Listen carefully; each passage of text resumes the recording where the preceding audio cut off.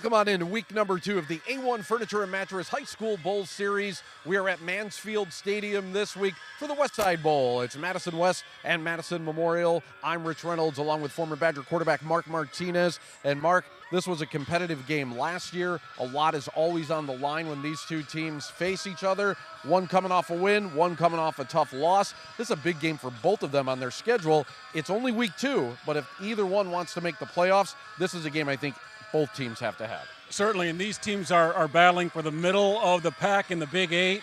This is actually the home field for both teams right now. They want to protect their own turf here, and they're going to both look to get a win tonight. Yeah, and very big, again, to get to that middle of the pack, getting to 5 wins to get to the playoffs. And again, when you look at the schedule and some of the teams that they're going to have to face along the way, it can be a little bit tough. Speaking of one of those tough teams, Madison Memorial ran into one of those last week against Middleton, a 36-7 loss. If you're Coach Smith, how do you get your team to bounce back here in week 2? Well, you certainly want to get your offense on track. They run a spread-out attack on offense. They throw the ball pretty well. They got good speed on the outside. They got to get their quarterback in rhythm, get the receivers catching some balls out in space, make some things happen, get their offense rolling a little bit. And their offense going to be hard-pressed to get it going against a Regent defense. They pitched a shutout last week, 28-0 against Beloit Memorial, against one of the top wide receivers in the state. So Madison West might stack up pretty well against that high-powered offense. They're feeling really good. Anytime you pitch a shutout in high school football, you got to be feeling pretty good about yourself. So Madison West has got to be feeling good about defense and excited about what they can do against this Memorial spread offense. Couple of trophies on the line as well. We're going to talk about that. Not only our trophy, there's another one as well, isn't there? There certainly is. It's Bert Hobley's clipboard. He was a longtime coach for Madison West and on the west side of Madison as a whole. And these two schools play for that clipboard every year. And at the end of the game, they'll share that and they'll share ours. We will uncover that story and much, much more. We're going to talk to both head coaches. That is coming up. So don't go anywhere as you are locked into the 10 Pin Alley pregame show right here in 57 Sports.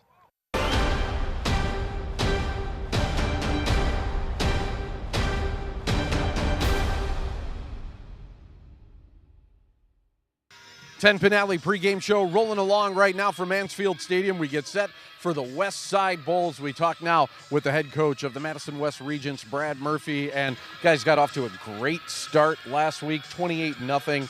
How about that defensive effort pitching a shutout? Yeah, our kids, they really showed their mettle last week. I thought our senior leaders on the defense really stepped up for us. We've had high hopes for them. We knew we had a lot of returning guys on that side of the ball. And it showed last Friday, so that was huge for us and wanted to get our season off to the right start. Coach, West Side Bowl, you guys are playing for Bert Hobley's clipboard. Tell us what that means to you and your program, especially considering Coach was with Madison West for so long. Yeah, Bert Hobley was obviously a tremendous coach over at Madison West, and he won the state championship back in '77. And we love hearing that, and we love being a part of that over here at West. We're the only Madison school that has a state championship, so we have a lot of pride towards that, trying to let my kids know about the tradition that was at West and trying to keep that alive and trying to build on top of it now. So we're focused on, trying to get a conference championship first and see if we can get in the playoffs and go from there.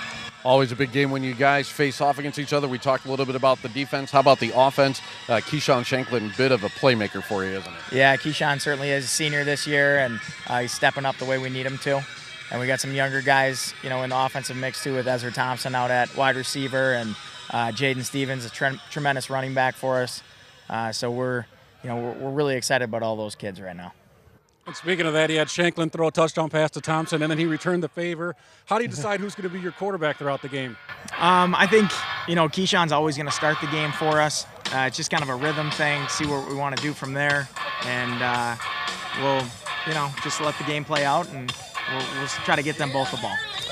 Big game coming up straight ahead. West versus Memorial. Coach, thanks for your time. Good luck today. We appreciate it. Coach Smith coming up next here on the 10 Pin Alley pregame show on 57 Sports.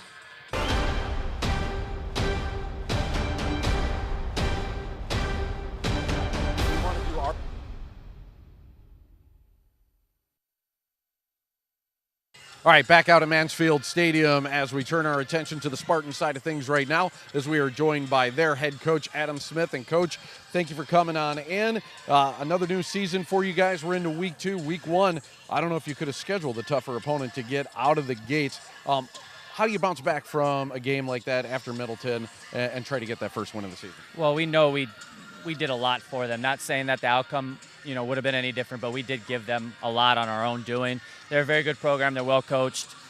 So we were able to point those things out on film, able to work through these things out on the practice field. And our guys are confident coming into this game that if we, again, give great effort, do our assignment, we're going to be all right. You run a high-flying spread attack. How are you getting that untracked this week with your boys? Well, I think it's just to get everybody comfortable and get into the routine of the game. Last week, first play of the game, we throw an interception, and right after a 3-and-out, great job by our defense. So I just think it's getting into a groove, getting on the field a little bit, and seeing what we can do and what we need to adjust, and getting those things out quickly, and then hopefully we're able to chew up some yardage and get some points on the ball and board, and those things always help in our confidence. Well, you mentioned turnovers, and turnovers always a big thing. In this game last year, 6 of them for you guys, 5 picks and a fumble. How do you take care of the ball better? Has that been a point of emphasis for you this week in practice? It's always been a point of emphasis for us, but it's it's just about taking care of the ball. And we mentioned that those stats to those guys and things like that. So we know we got to take care of the ball. We know we put ourselves in a better position when we do. So if we do that, I think again we're going to be in all of our games. Big game. I know we're looking forward to it, Coach. Thanks for your time. Good luck this week. We will have more of the Blowin' Smoke Barbecue. Yes, that is coming up. The Blowin' Smoke Barbecue Tailgate Show. I can get it out. I really can do this job. I bet you I can. We'll have that and more for you right here from Mansfield Stadium. It's the West Side Bowl presented by A-1 Furniture and Mattress right here on 57 Sports.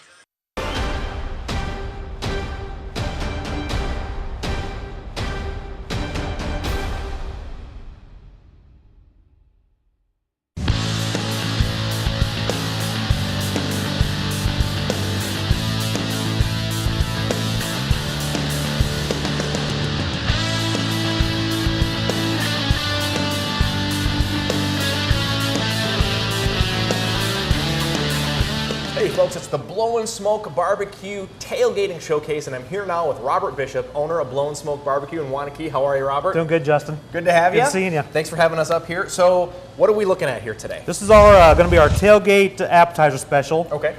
Chiefs games, Packer games, Badger games, of course. Okay. What we got here is our You got some onion rings? Onion ring, beer battered onion rings. Yeah. These are buffalo chicken cheese balls. Okay. Mozzarella, cheddar, cream cheese, buffalo chicken. Okay. Deep fried in a little panko. Sure. We've got our beer battered mushrooms. Okay. With a little of our secret seasoning in there. Okay. And then just some French fries and sweet fries to go with. Very good. Very good. Serve it up with a little homemade ranch dressing. Wow. So that you make that in-house? Yep, we make that too.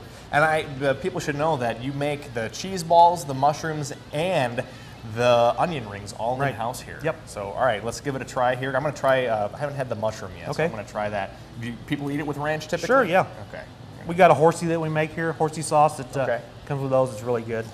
You like a little spice. Oh my God. We cook these mushrooms down in beer, first of all, with a little Yeah. rosemary. That takes away most of that moisture. Then we let them cool out, then we batter them up, then deep fry them. So they're not like the kind you bite into and all the water drips out of them. you know? Yeah. And I can taste the beer, which is great. And this is something that you said you're doing for Chiefs games, Packer games, and so forth? Yep. Football, basically any day football's on, we'll be doing these things. Awesome. Just a good way to start off your meal, And you got some TVs in your area here so people can come and enjoy the games here. You bet, yep. And also, but if you wanted to bring some home, you can do that as well. Sure, just give us a call. If it's a large order, maybe a day in advance. If it's a small order, take care of it, in just an hour or so, and pop by, pick it up, and get home and watch the game. Award-winning barbecue right here in Wanakee with Blowin' Smoke Barbecue. Robert, thank you so much. Thank you. And there's more high school football coming up right after this.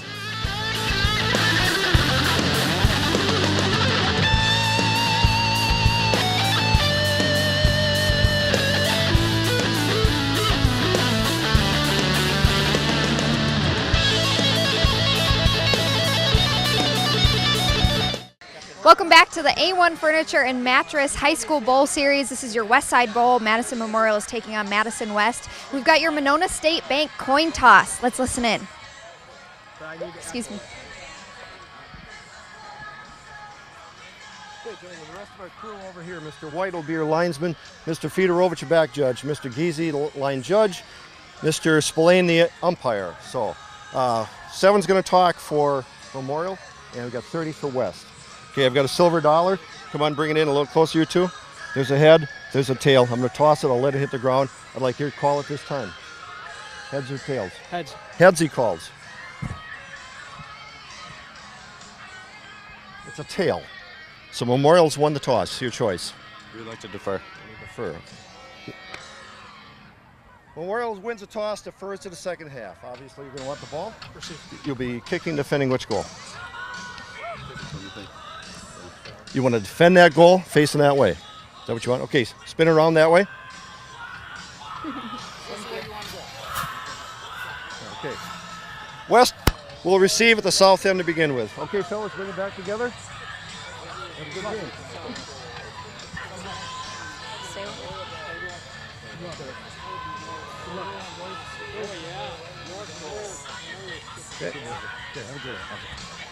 All right, that was your Monona State Bank coin toss. Stay with us. We've got your Cricket Wireless National Anthem coming up after this.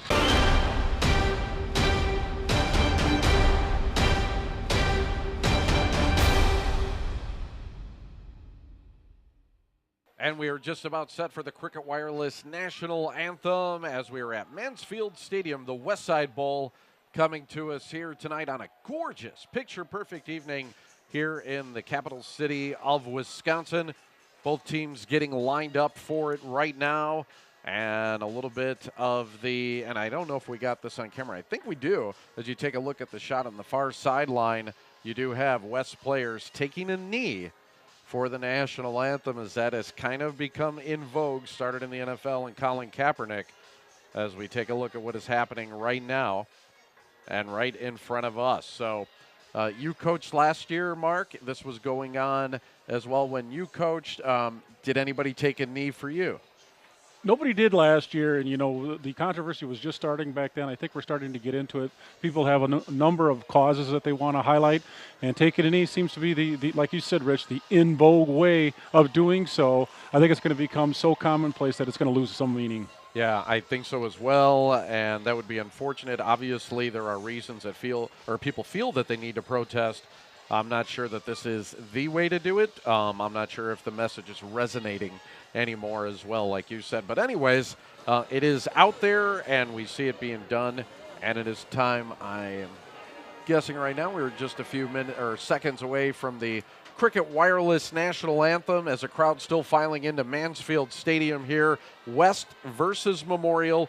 Big game as always, and a big game as we will talk about the schedules for both teams as well as we go along. As you look at the Big 8 Conference, this could have playoff ramifications just as early as week number 2, and you don't hear that a whole heck of a lot. All right, everyone else on their feet right now, caps off. National Anthem time brought to us by Cricket Wireless.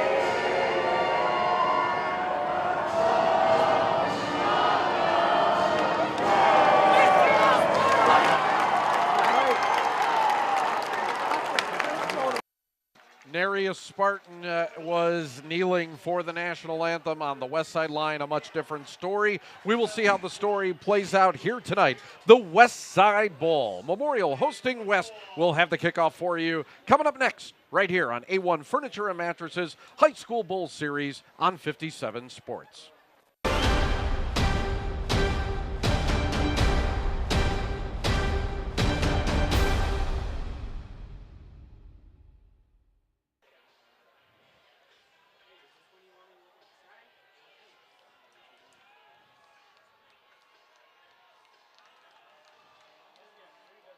Welcome into Mansfield Stadium. Rich Reynolds along with former Badger quarterback Mark Martinez just about set for kickoff in the Westside Bowl here tonight. Madison Memorial hosting Madison West, and even if Madison West was hosting, we would still be here at Mansfield Stadium, Mark. Kind of a weird thing that goes on in the Big Eight as Madison West the only team without a place to truly call home. They've been playing games here for several decades now, and this is their home field. But Memorial's a school right on the other side of the parking lot here. So this is a brother against brother West Side battle with the West Side Bowl tonight we have, Rich. Last year, Madison West won this game. Their record finished at 5-4, and they were in the playoffs. Madison Memorial losing this game. They went on to a 3-6 season, didn't make the playoffs. So, as we talked about a little while ago, huge ramifications for both teams here in week 2. Just about set for kickoff. Memorial trying to use a little, I guess, trickery, if you will, on kickoff coverage. Short kick, and it is fielded right about the 20-yard line and spinning forward and busting ahead to the 30-yard line is Jaden Stevens, and we are underway as we will take a look at the Madison West offense. Last week they put 275 yards of total offense up on the board. It was pretty balanced. They had 17 first downs. They won 28-0, and it all starts with Keyshawn Shanklin at quarterback. He's certainly a playmaker. He was a junior last year that did really well. He was all conference for them, and they're looking for big things out of Keyshawn tonight.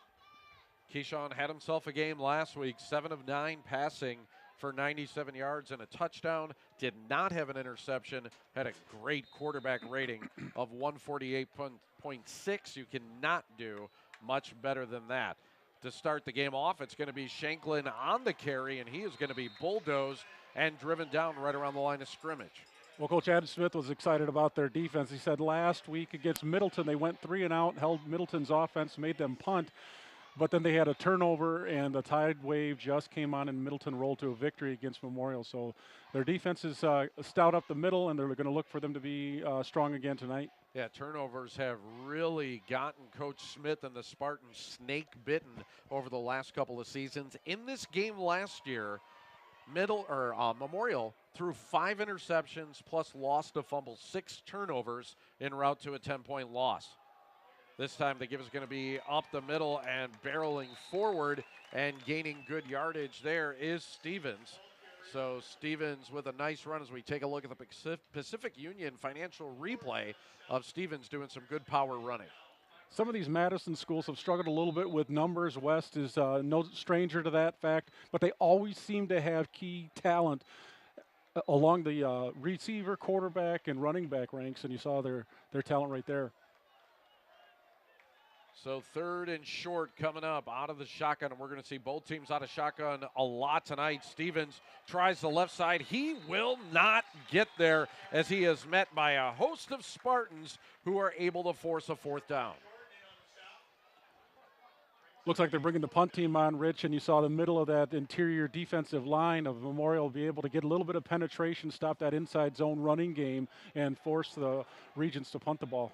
And a little bit of what Coach Smith was talking about. We got to see that early on. The defense looked sharp on the first series for the Spartans, and now they're going to get the ball and possibly in pretty good field position. Pressure on, and that might have been partially blocked. That punt did not go very far at all. 2 Spartans were in on it. Goes out of bounds at about the 32-yard line, and that's where the Spartans are going to set up shop for their first drive. By the way, want to let you know that when you see any penalty flags on the field, think about Courtesy Ford in Sauk Prairie. A big thank you to Dale Hicks at Courtesy Ford in Sauk, your new truck destination. And we got a shot of the crowd there just a second ago. A lot more green in the stands tonight than there is blue and gold.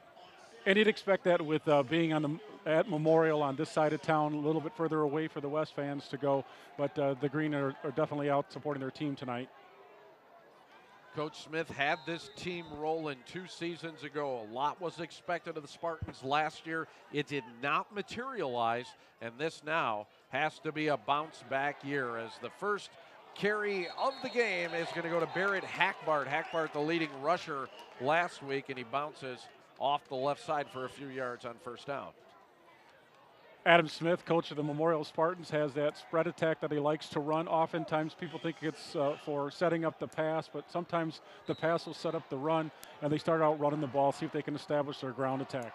And it goes through senior quarterback Michael Toman. Toman struggled last week against a very tough Middleton defense, just going 8 for 15, 74 yards. He had a touchdown and a pick.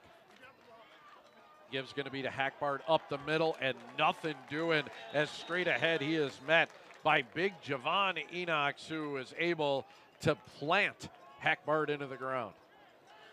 So Michael Toman's a little bit of a legacy quarterback here for the Spartans. His brother was a quarterback several years ago, runs in the family, so to speak, but he's the trigger man.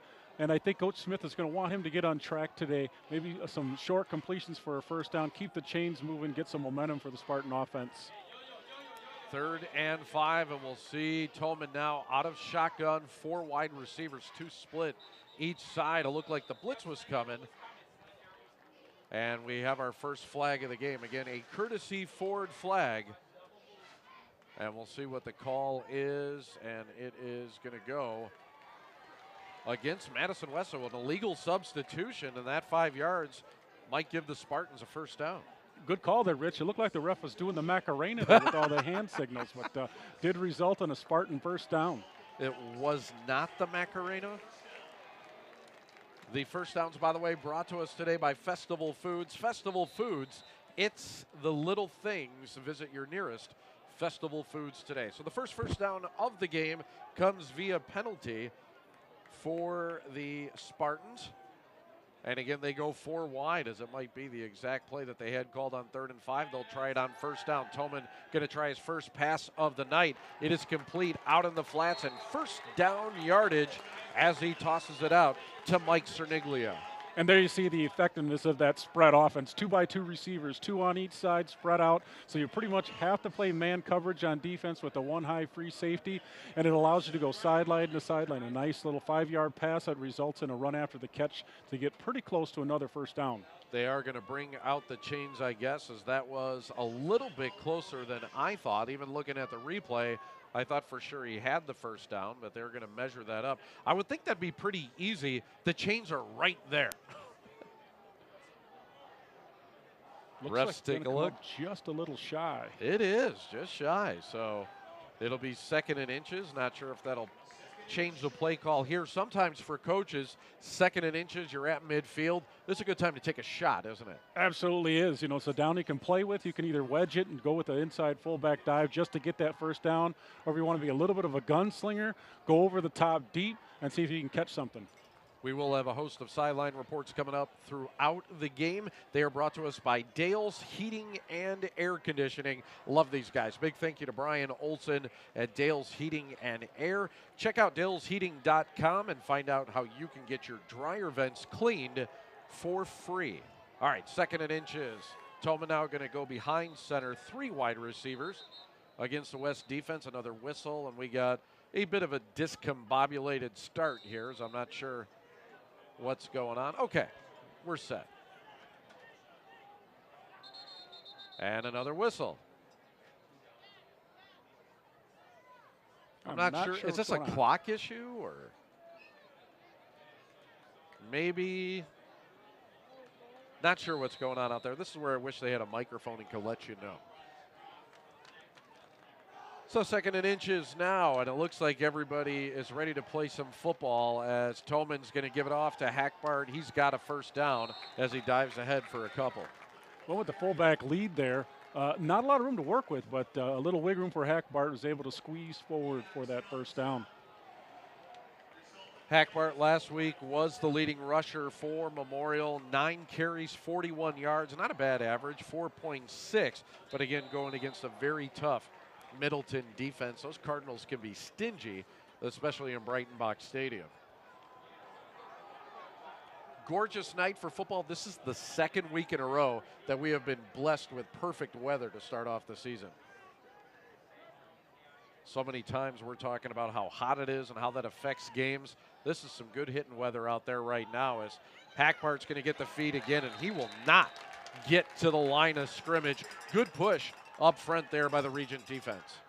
Tolman run a little bit of read play there. Looked like he could have kept that ball and got outside for some positive yardage. He gave it to Hackbart, who, as you mentioned, is their leading rusher, so it's not necessarily a bad thing. But when the defense gets that much penetration, that's one of those where the quarterback was going to want to pull it out, try to get some yards on his own. Well, you talk about it being a read play. What is he reading when he's running that option? Primarily, he's reading the defensive end. So if the defensive end goes down the line of scrimmage, he's going to want to take it. If he goes vertical up, where he's going to be in the quarterback's face, he wants to hand it off. 2nd and 12 now for Tolman and company. As West rushing 4. Plenty of time for Tolman, and his pass too tall, intended for Henry Moore out in the flats. That time, Tolman had time, just couldn't make the connection.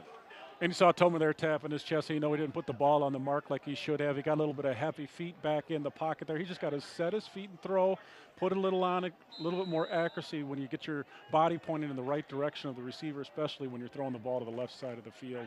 3rd down and 12 coming up. By the way, every time we take a timeout tonight, think of You Break, I Fix Madison. If it has a power button, they can fix it. You break, I fix.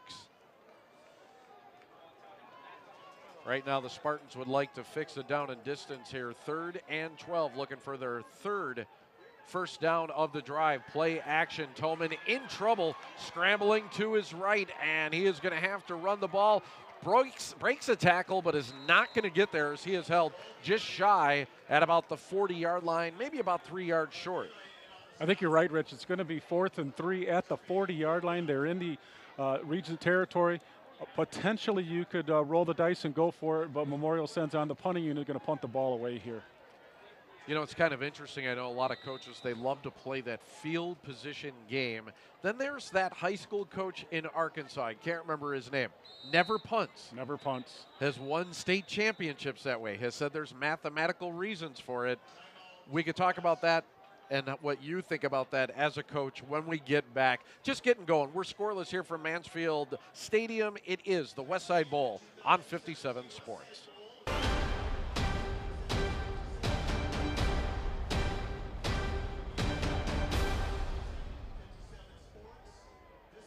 Student section enjoying the gorgeous evening here tonight. Highlighter colors, I think, is what they are going with this evening as they are into the game, and why not? Great night for football, and a 4th down and 3 coming up here for the Spartans. Are at the 40-yard line of the Regents, and instead of punting, now they're going for it. Nope, check that. They are punting. It is punt formation, punt on the way. Pretty deep kick is a fair catch called for at the 11-yard line. Okay, so back to what we were talking about beforehand. In a situation like that, if I'm coaching, I'm thinking I'm going for it. I think I got a good defense. I think my defense is up to the task, and I think I can get that first down. Why punt there as a coach? What are your thoughts about it? Well, there's a lot of factors that you take into it, Rich. How's your defense playing? Is your offense playing with confidence? How's the other team looking? Are they looking tired? Do you have a play in your playbook that can for sure pick up those downs? Oftentimes in this situation here, Rich, you're tempted to go for it, but look at this now. The Regents have to go 90 yards to score. Very difficult at the high school level to go 90 yards without making a mistake yourself. So sometimes the odds are be a little bit conservative, but it also depends what the score is and the time of the game.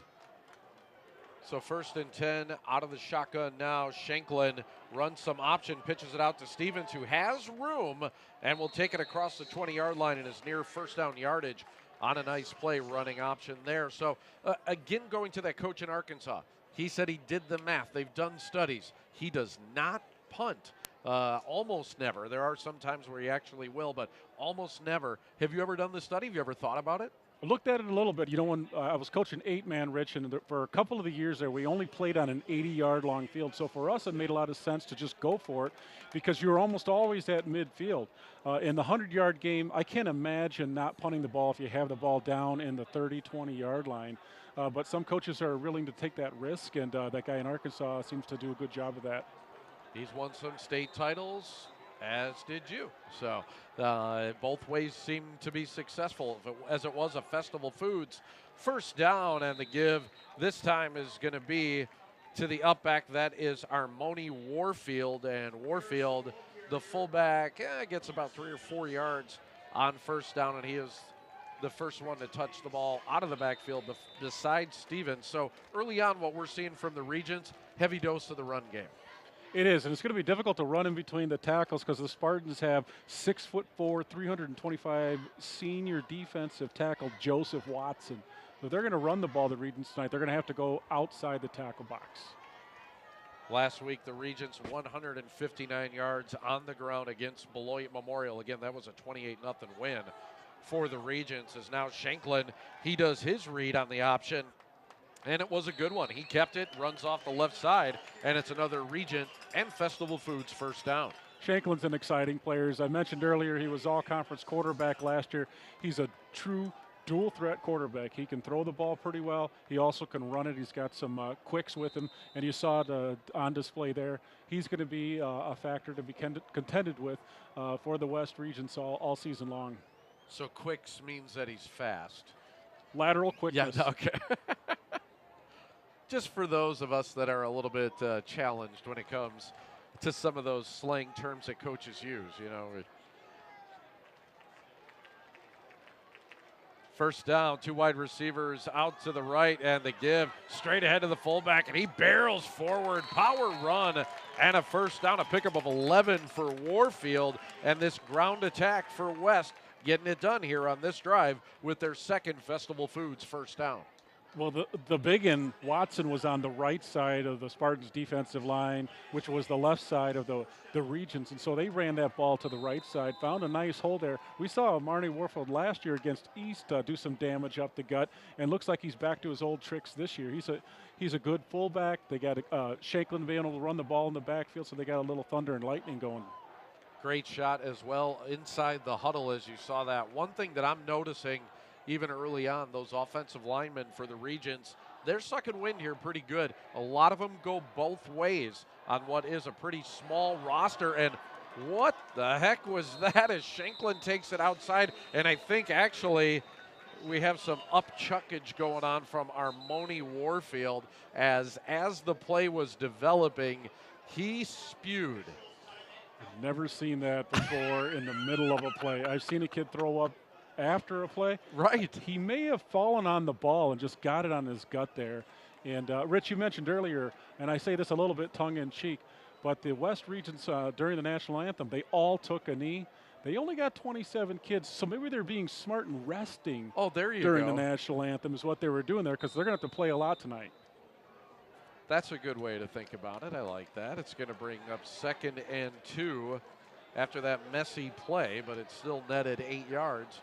For the Regents, I guess they'll take that every time. Hopefully Warfield is okay as the give's going to be up to the middle to Stevens, and nothing doing there. Nice job by Sam Jessup, the junior defensive lineman, who was in the backfield that time on a nice play to lead the charge for the Spartan D.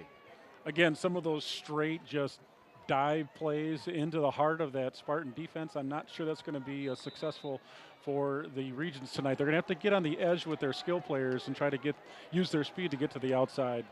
Going to bring up a 3rd down and 3. By the way, as you watch the game, you can make your picks at home. We will have our picks for the Brunzell Lumber Offensive MVP and the Little Strokes Swim Academy Defensive MVP. We will hand out those awards as long as with some other hardware as well after the game today.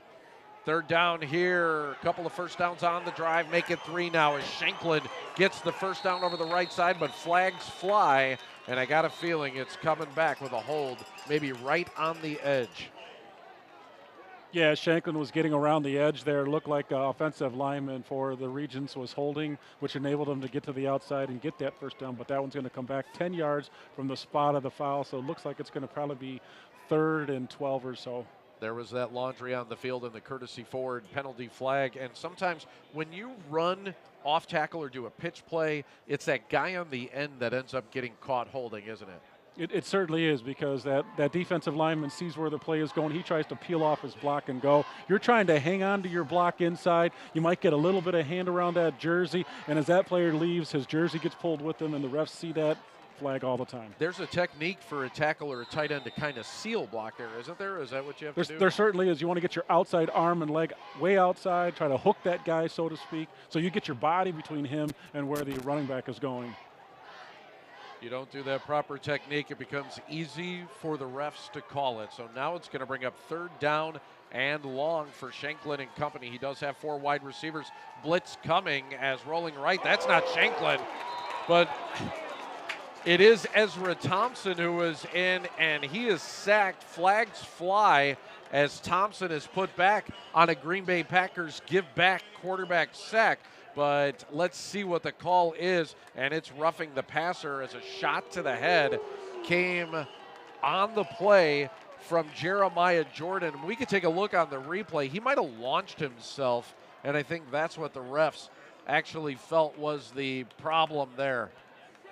You know, it looked like the quarterback was just trying to plant his feet to set, and the defender was coming at him so fast. He didn't really have time to lower his pads, so I don't know that it was too egregious on his part, but it is going to result in some positive yardage from that penalty. It's not an automatic first down, Rich, but it does give the Regents a chance to pick up a first down here now that it's 3rd and 7.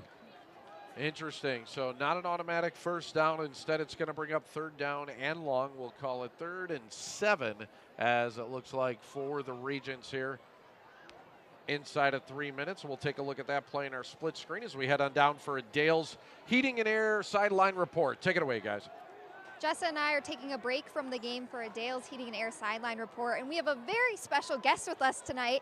This is Bruce. He's the Madison Memorial Spartan. Bruce, are you excited to be here for the game tonight? You pumped up?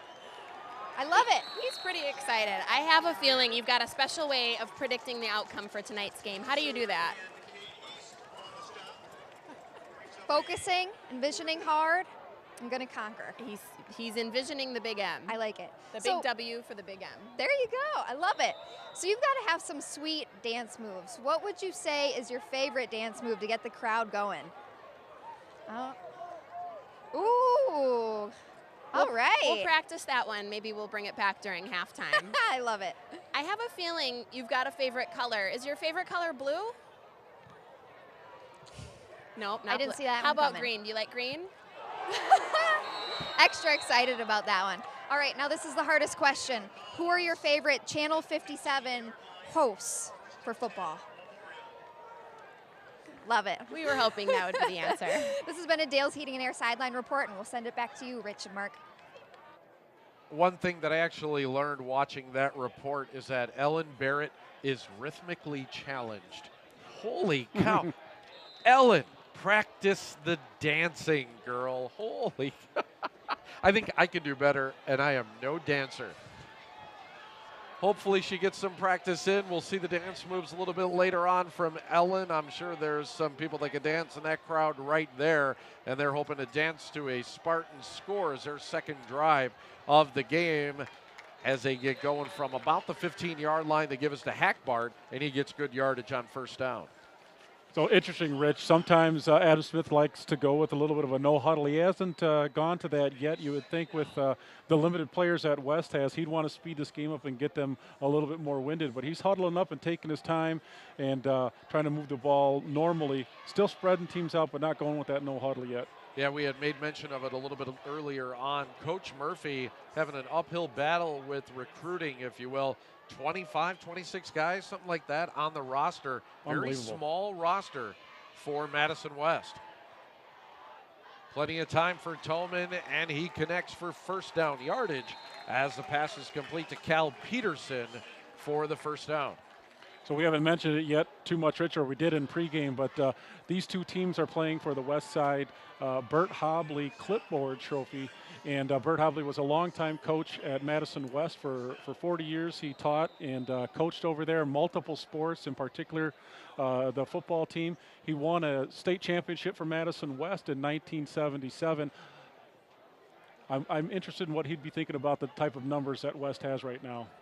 Yeah, it's really kind of disheartening, I guess, if you are a Regent fan, to see only 25 guys that are suited up for the game. But right now, I tell you what, the Regents are giving the Spartans everything they could ask for and more as they are matching up early on in the game. But it seems to me, if I was a betting man, and I am not a betting man by any stretch, that I would think that the Regents have the real possibility of wearing down in this game. Oh, it's just simple physics is what we call it, Rich, right? You know, you got 25, 26 kids on your sidelines there, and you got a lot of kids going both ways, playing offense, defense, and special teams.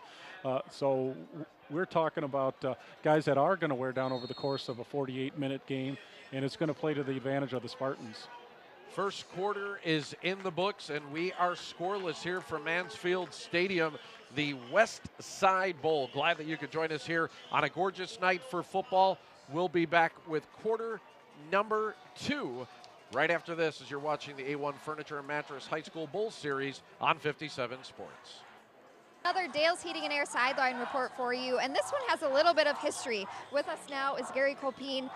You've done quite a bit. You were the athletic director, you've been the swim coach. What other titles have you had? I coached football for 31 years as well. I've been very lucky to be involved with kids for a long time. I love it. And one of the really cool things about the game tonight, obviously the rivalry, you guys can see the student section behind us, but I want to hear a little bit more about the Hobley Clipboard Trophy. Is that right to call it a trophy? Absolutely. Our rivalry goes back 51 years when Memorial opened 51 years ago. And, you know, West used to be the farthest West Side school, and then we came into being. And our neighborhoods are so close together. It's just a natural rivalry. And Coach Hobley was an icon at West, coaching hockey and football for many, many years. His kids went to school here, 7 of them. And I had the pleasure and privilege of coaching 3 of his sons in football. Still involved with them a lot, and we stay in contact. It's just a great thing, great rivalry, and the clipboard is a really big deal. And this is an exciting time for us because we're here giving an award away as well. Would you say it's a friendly rivalry? Oh, absolutely, absolutely. Well, it sure seems like it. Again, this is Gary. Thanks for the interview today. We appreciate it. Absolutely. Thank you. It's been a Dale's Heating and Air sideline report. We're going to go to break. We'll be back with more A-1 Furniture High School Football Bowl Series after this. All right, thank you, ladies. We're actually going back to the game as we got a third down coming up. Just the start of the second quarter as all we watched was Tolman misfiring on 2nd and 10. Along with Mark Martinez, I am Rich Reynolds. Happy to be with you here tonight. Fantastic game, good crowd on hand. We got another at least competitive game to start with here. Last season, so many laughers, if you will, so far into week number 2. We've had a couple of good, close, competitive games. Tolman now has time on 3rd and long. Will get flushed from the pocket, tries the sideline, long throw, incomplete as he is unable to hook up, and that'll bring up 4th down and invariably the punt unit again for the Spartans. Well, I'll tell you what, Rich, we talked a little bit about West's numbers or lack thereof. They only have 27 players suited up tonight.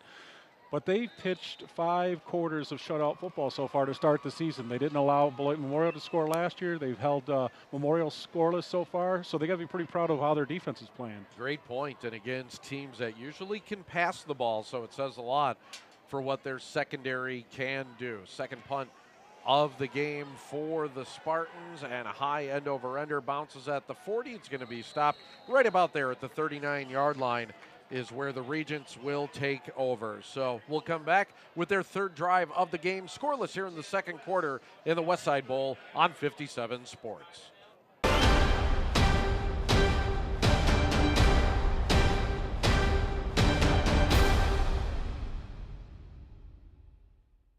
So many sponsors to thank tonight. I would like to say thank you to Monona Bank. They sponsored our coin toss. Pacific Union Financial as well. They do all of our replays here tonight, and you are seeing a bunch of them. Great job by our crew tonight. And when we get a touchdown, it's going to be brought to you by You Move Me, your local first full-service movers. Shanklin, play action, going long, has a man wide open and overshot his intended receiver on his first attempt of the night. Running free was Ezra Thompson, but just an overthrow by Shanklin. That was a well-designed play, Rich. Made it look like a run the whole way there. Ezra Thompson went out, pretended like he was going to block, and then just blew by the defensive back. He was wide open. Shanklin put just a little bit too much mustard on that, but that was a well-designed play. I'm sure Shanklin's going to want to come back to that one later on. Yeah, and I think that's how you really have to design that play. Make it look like a run means the blockers have to sell it. The receivers have to sell it. Everybody's got to make defense read run to get a guy that wide open, and Thompson was open down the sidelines. 3 wides to the right side this time for Shanklin, running that option, pitches it out to Stevens in space, and a head full of steam. He's got a first down as he's dragged down past midfield. A flag comes down, and this might be going against the Spartans.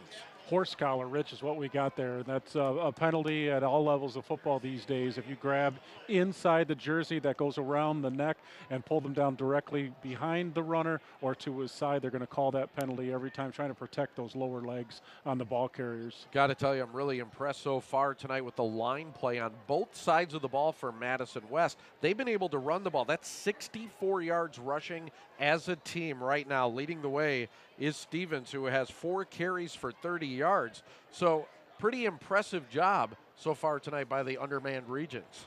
Absolutely, and again, that was a well-designed play as well, Rich, as an option to the right, so you're letting the right defensive end come free, and you're deciding to pitch it if he comes at the quarterback, or Shanklin would keep it if he went at the pitchback. And when the pitchback got the ball, the next defender was getting blocked by 2 Regent players and was able to enable him to get 10 more yards running the ball. Penalty goes against the Spartans, I believe. I'm not sure that they called the penalty at all. Looks like there was no yardage given out on it.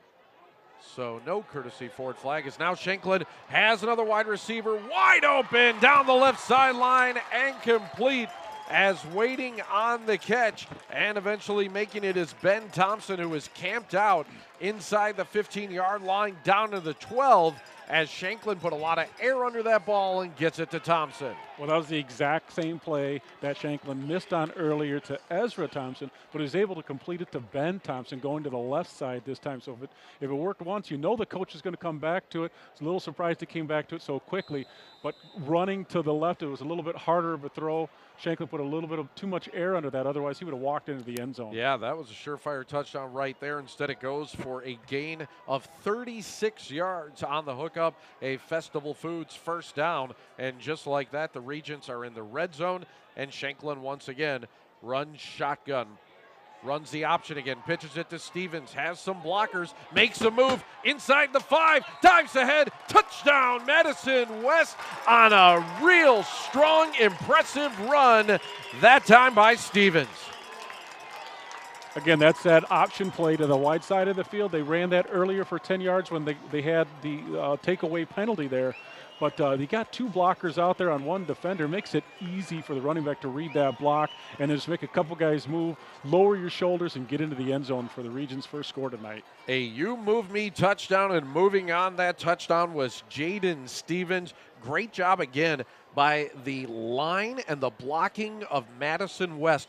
The Regents let Stevens go basically untouched until he got to about the 5-yard line. I mean, absolutely impressive so far tonight for Coach Murphy's undermanned crew. There's no other way to put it. They don't have a lot of players over on that sideline, but what they do have is playing some quality football here tonight. Extra point, pressure was on it, but it is good. 7-0 Regents, 10:37 left till halftime. Let's send it back down to the sidelines right now for another Dale's Heating and Air sideline report. Taking a break here on the sidelines for a Dale's Heating and Air sideline report. Some exciting moments here on the field, and Torrance Hill, who's here as a first-year AD for West, is into the game, as I can see. So thanks for being here with us tonight. No problem. Thanks for having me.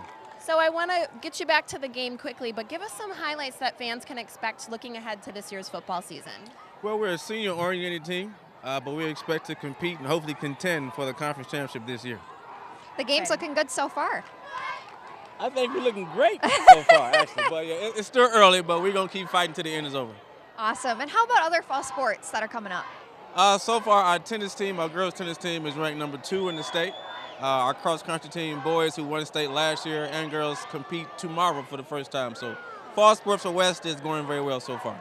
That is so exciting. Thank you so much for being with us. We'll let you get back to cheering here on the sidelines. Thank you very much. Thank you so much, and we'll head back to the game.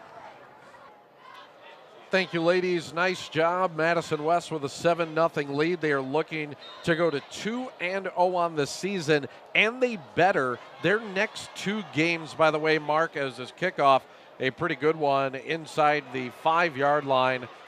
And taking there and bringing it out is Cam Marshall. Marshall still on the move as he breaks free across the 40. And a nice return. And maybe the special teams will get the Spartans going. You know, talking about the schedule for Madison West, they have this game tonight, always a rivalry game. The next two, they're at Middleton and at Verona. That's a tough road to hoe. It certainly is, and as we talked about last week against Middleton, Spartan offense can only muster 137 total yards. They haven't seemed in sync tonight quite yet. We'll see if Smith can get these guys, and this kick return here can spark this offense to start moving the ball. Only 20 yards on the ground so far for the Spartans and 15 in the air. Just 35 total yards so far, as we are now just over a minute into the second quarter, and the give is going to be the first carry of the night for Arindis Vassar, and Vassar off the right side, nears first down yardage, but a good pickup of about 6, maybe 7 on first down. And Adam Smith, this is his third season at Madison Memorial, but he's had a lot of coaching experience beyond that with the Madison Mustangs and others.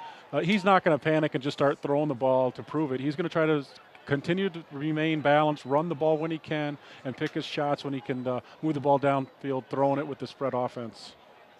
Actually going to give Vassar a pickup of 8. Yeah, we're seeing some spread. We're actually seeing at times Tolman is behind center as well, so which I don't think we saw Memorial do at all last year in the 2 games that we called with them. 4 wide, 3 of them are split left. Tolman's going to try and bring it down and run. He was grabbed along the way, and it is going to be a Green Bay Packers give-back sack. Only a loss of a yard, but that's a sack. And big number 78, Javon Enox, in there once again. He has been disruptive so far in this game. I think Tolman saw a little green where he could run to daylight there. Just about got through that. If he would have squirted past Enox, he would have picked up the first down easily. But Enox reached out with that hand, got a paw on him, and brought him down before he could make the first down. Yeah, the way he did it, I was worried at first it might have been a face mask, but that head never turned for Tolman. Instead, he goes down. It's only a 1-yard loss. But again, a Green Bay Pack gives back sack. Say that 10 times fast. 3rd down and 3. Big 3rd down coming up here for the Spartans, trying to answer the touchdown drive of the Regents, and a flag down, and we'll see what the call is. Delay of game. Mark, you got it. Delay of game. Wow, that's a tough call. And that's one where the quarterback has to keep their eye on the downfield field judge. He's going to be marking off those last 5 seconds with his hand up in the air, and you just got to be cognizant of that and get your play called. And what it does, too, it makes 3rd and 3, 3rd and 8, and that's a world of difference. Almost takes the run out of it here. Vassar is the lone setback. 4 wide. For Tolman, dropping back plenty of time, swings it out to Vassar. He's got some ground to make up. He will not get there, as good tackling by the Regents as planted into the ground was Vassar, and that was by David Maravilla. That was a picture-perfect tackle. It looked like he had some running room there, and he sized him up, put his shoulder pad right in his sternum, and took him down for the tackle before he could get the first down. Nice tackle by Maravilla there. Boy, and that's where that penalty really comes back to hurt. A pickup of 4. If it was 3rd and 3 instead of 3rd and 8, we're moving the chains. The Spartans are still in business. As it stands, they got to punt the ball away again. Mateo Mora, the punter, is ready for his 3rd punt of the game. Another end-over-ender looking to get a bounce. Instead, it bounces the wrong way. It stops right near the 20-yard line. We'll call it the 19 for the Regents. All right, they'll set up shop there when we get back with a 7-0 lead. You're watching the Westside Bowl on 57 Sports.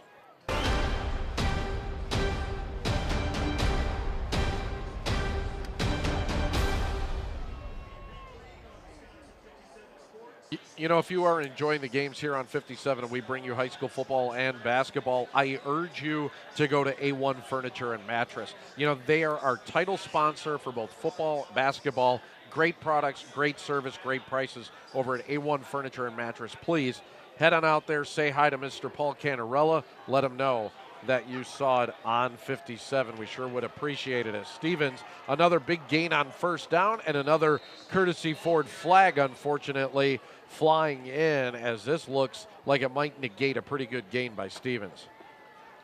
Well, it's about the 4th or 5th time they run that option play, Rich. They've run it to very good success so far in the game there. That time, the 2 Regent blockers who were engaged with the one Spartan defender. Looked like somebody got a little bit more jersey than they needed to, and the ref saw it, and they're going to have to back up 10 yards.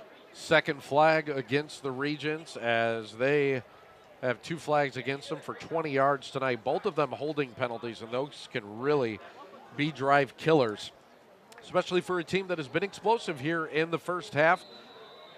Only 1 of 2 passing so far for Shanklin. That's all he's needed, a 36-yard hookup to Ben Thompson, and also a lot of yards on the ground so far, 76 on the ground here in the first half for the Regents. A lot of it coming via the option. Shanklin out of the shotgun, now deep in his own territory, now out of the end zone, throwing long and incomplete down the sideline as he was looking on the play for Armoni Warfield out of the backfield, as Shanklin has been a little bit long on a couple passes so far here tonight. Well, the big fellow was rumbling on what they call a wheel route. So he started in the slot. The outside receiver ran a slant. He went underneath him on the sideline and tried to get deep. Didn't really fool anybody there, but they tried to hit him for a long gainer.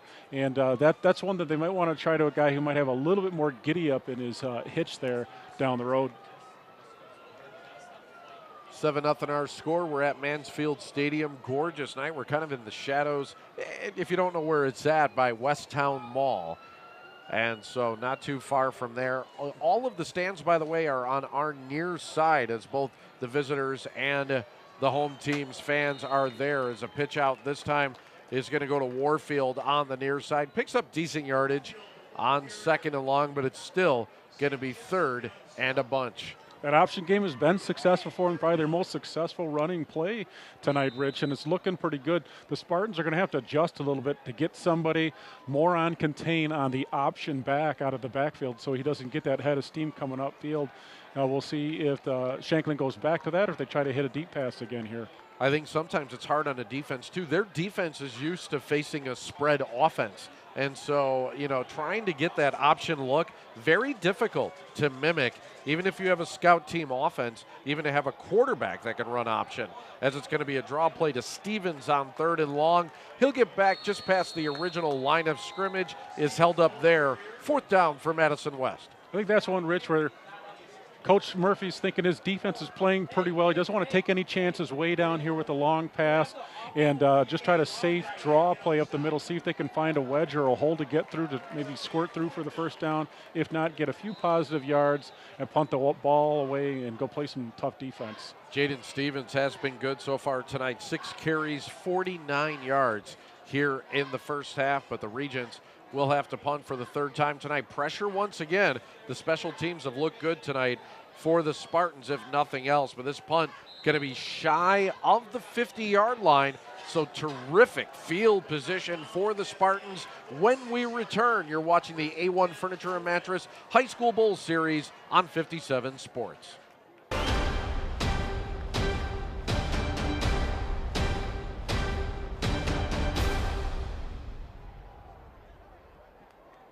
Our game clock sponsor is Super Trooper Motors. Visit them for a $10 oil change or get a new used car.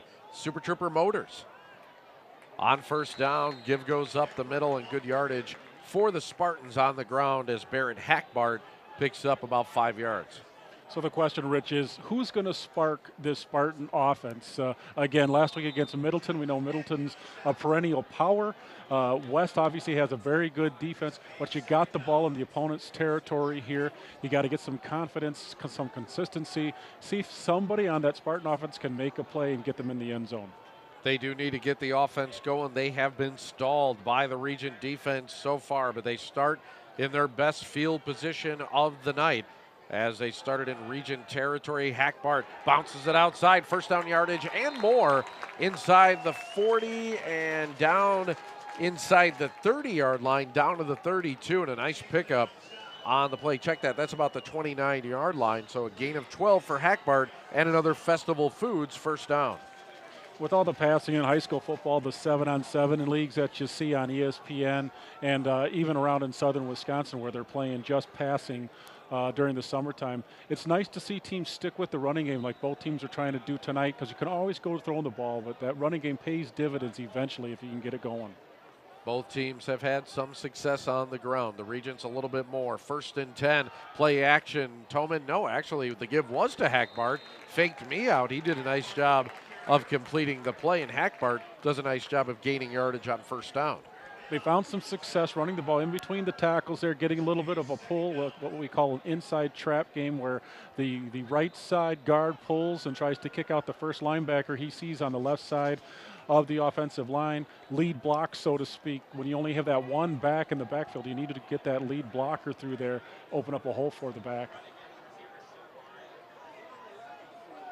2nd and short here. I think our graphic says 3rd down. It is 2nd down, and the give is going to be up the middle, and another Festival Foods 1st down. And all of a sudden now the Spartans finding a lot of success on the ground here for Coach Smith. I think that's 4 consecutive carries by Hackbart, Rich, if I'm not mistaken. And again, it's almost the exact same play, just a little bit different formations. So a little window dressing on the offense as far as where guys are lining up, but it's the same play over and over. And when you have success like that, you might as well keep going it and make the Regents stop you.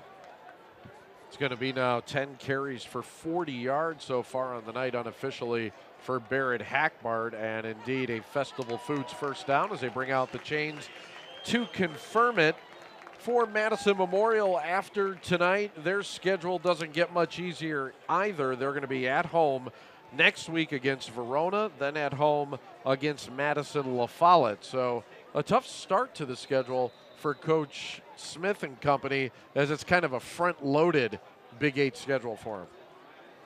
A lot of good quality teams in the Big 8. Maybe not state championship caliber, but pretty darn good, pretty competitive league. Middleton, Sun Prairie, probably the two that are expected to duke it out all year as a high snap, and Toman is just able to fall on it right there. Big loss on 1st down. The snap went a little bit high. Toman couldn't corral it, and instead it turns into a Green Bay Packers give back quarterback sack. For the 2nd year, the Packers are proud supporters of the Wisconsin 57 High School Bowl Series. Go Pack, go. And that's frustrating there when you self-destruct a little bit on your own.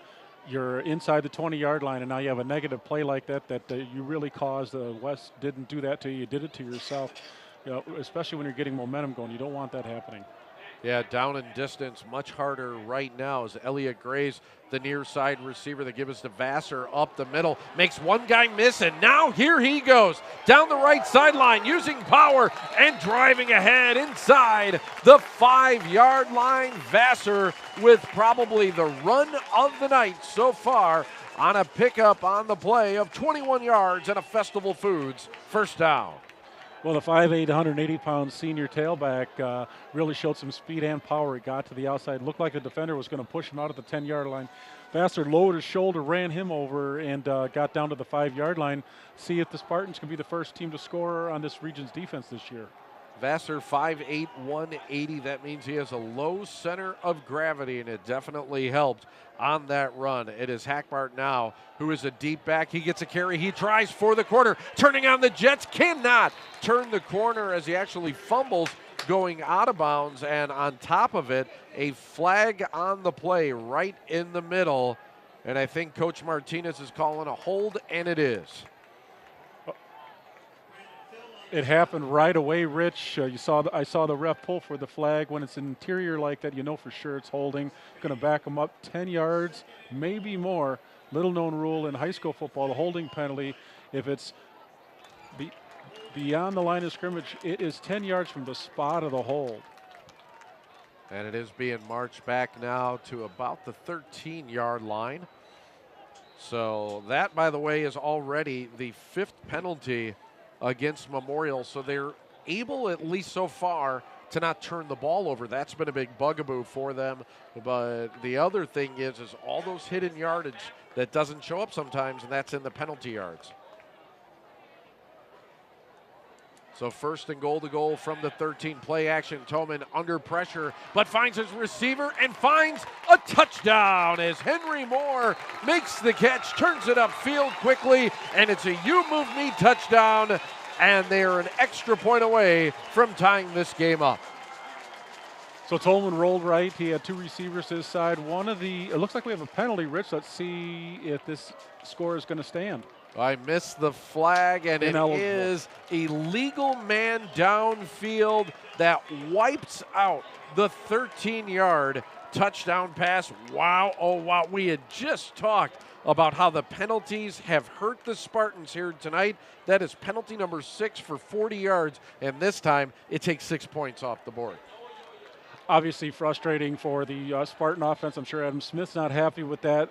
Rich, in this day and age of offense, they do have run-pass options, so sometimes those linemen aren't sure if the quarterback's going to throw the ball or tuck it and run, and they might sneak downfield a little early, and they got caught there.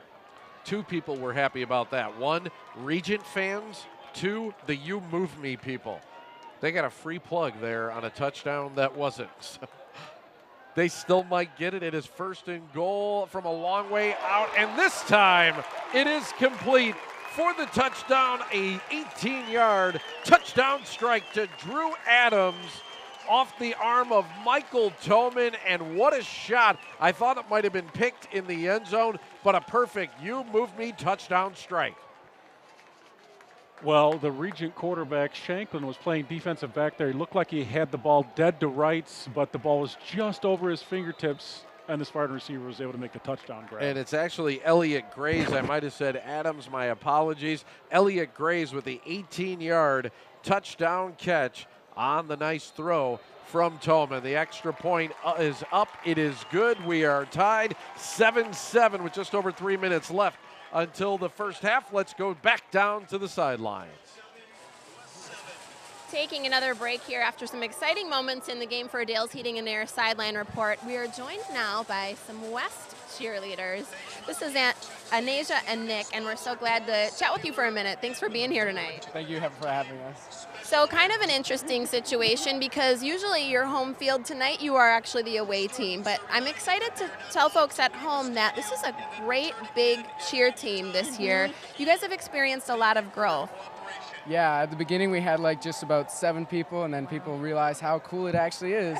So we grew to like about 60, I think now. Wow. 45, yeah. Wow, that's amazing. And I know something that's really important to your team too is you guys represent so many different people in your student body, and you have such an inclusive team. Does that add a lot of value and I would think a big sense of pride for you guys? It definitely adds value. It definitely helps us get more connected to the crowd, and it shows that anybody can join the team, anybody can get involved with our school, and there's not just one image that you have to be.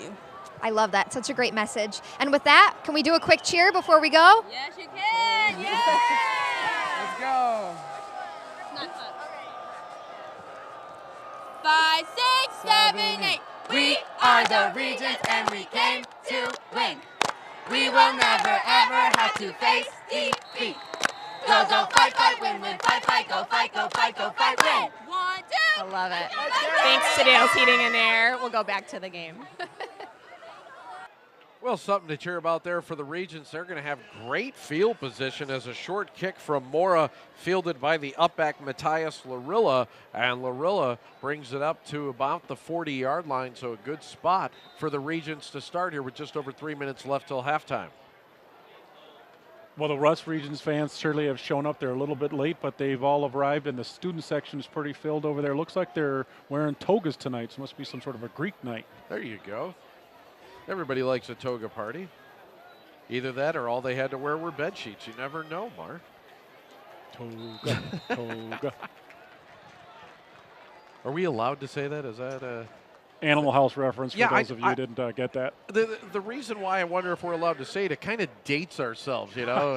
And when people are talking about comedies now, Animal House doesn't come up as much. It's us older generation with a little snow on the roof that talks about it. That's for sure, but it should be one of the all-time greats. I agree. Short gain on first down, second down, and 8 for Shanklin and company as the Regents and Spartans tied at 7. And another good football game here this week on 57 Sports. Stevens gets the pitch, and he's got a head of steam, a first down and more into Spartan territory and down to the 40-yard line, and a pickup of 18 yards for Jaden Stevens. He sure runs that ball hard when he gets the pitch. He gets his shoulders squared north and south and gets that motor running. Spartan defense is going to have to figure that option game out. Now they're probably up to 8, 9 times that they've run that, and they've gained probably 8 to 10 yards a pop on that. Somebody's got to get on the pitch man and have him as their responsibility and slow them down a little bit. Otherwise, they're going to keep doing that all night long. You know, great point. They got to figure it out sometime here tonight. Otherwise, if you're West, keep running it because, like you said, it's 8 to 10 yards every single time. Out of the shotgun once again, Shanklin runs play action and the option to the left side, looking to take it himself. Uh-oh. The Spartans had it red that time, and now they throw Shanklin back and a late flag, and that extracurricular activity and that late toss by Ty Matthews is going to cost the Spartans 15 yards. You know, I understand why the referee threw the flag there. It didn't look that egregious, Rich, if you ask me. But I understand the ref wants to keep this game in check. He knows it's a rivalry game, too. Wants to make sure that the players are keeping their cool. So he's just trying to prevent something there. But to me, that didn't look too bad. I agree, and Coach Smith a little bit upset as he's taken a couple of steps out on the field. Instead, it's a 15-yard penalty. That is now 6 penalties against Madison Memorial for 55 yards here in the first half. One of them was a touchdown that was called back. Those flags, those courtesy forward flags, if you will, that have been out on the field, not a courtesy to the Spartans here tonight. Self-inflicted, Rich. That doesn't please the coaches. I know that for sure. Not at all. So instead of being a 3rd down and long, it's going to be 2nd down and short this time as 2 wide receivers to the right. Stevens on the carry, trying to use some speed to get outside, ducks under a man, and turns up the right sideline. Another good run for Jaden Stevens out at the 17. Give him 14 more yards and another Festival Foods 1st down. Well, from a defensive fundamental perspective there, Rich, the defense played that well. They had a man there to stop him, about 2-yard gain, but Stevens just made a move on him and got past him and got the additional yardage. So Stevens is looking pretty good tonight. Feels like he's got his mojo going and got this Regent rushing attack heading downfield. 8 carries, 81 yards, and why not have your mojo when you're getting 10 yards a pop? As Jaden Stevens, you can see where that confidence is coming from. But he seems to have a lot of things going for him. He runs with speed, runs with vision, a little bit of power as well for Stevens. All things you like to see in a running back. Shanklin's going to keep it on the option near side. Seems like a good choice, good positive yards on 1st down. When we talked about the West team, they have a lot of playmakers, a lot of skill position players. They don't have a lot of depth, but the kids that they have are pretty talented, and you're seeing it here in this first half as this West offense rushing attack is really taking it on this long drive for the Regents and getting in scoring position.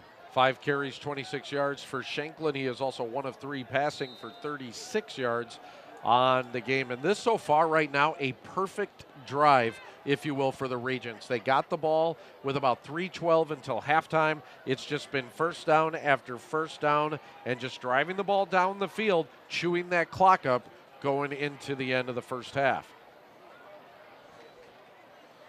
Give's going to be to Stevens. This time he tries the left side, uses speed again, tries to turn the corner. He does, but another courtesy forward flag, and there might have been holding again. Boy, I tell you one thing, when you run on the edges like that, it becomes real easy for the referees to see that.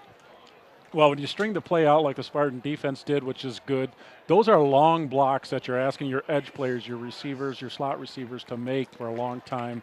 And whenever you ask a young kid to make a block for that long, something bad could happen, and obviously did there as they got the holding call.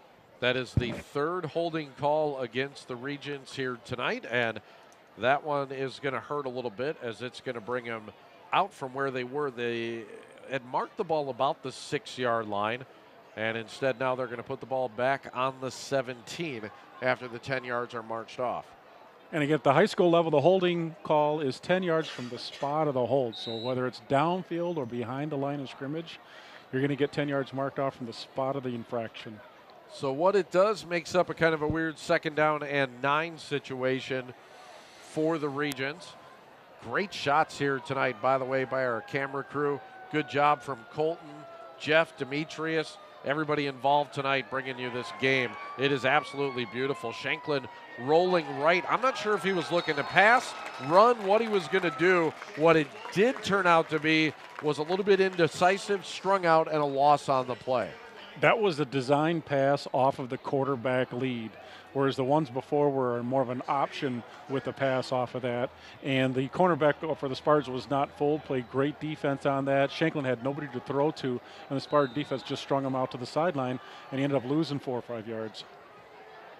So it is going to bring up a 3rd down and very long. We'll call it 3rd and 14 from the 23.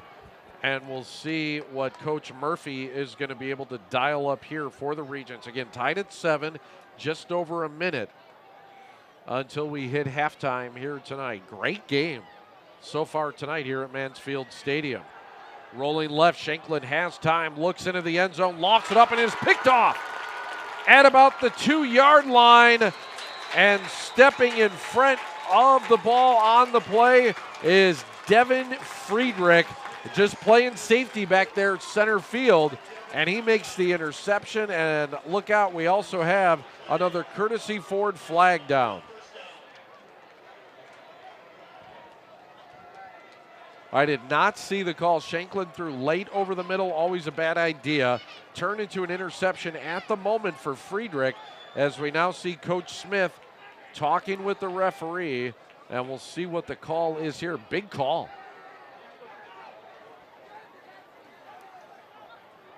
Well, there's a new rule in high school football, Rich, and we'll see if this plays into one of the rule changes that goes against the Spartans, and I think that's what happened.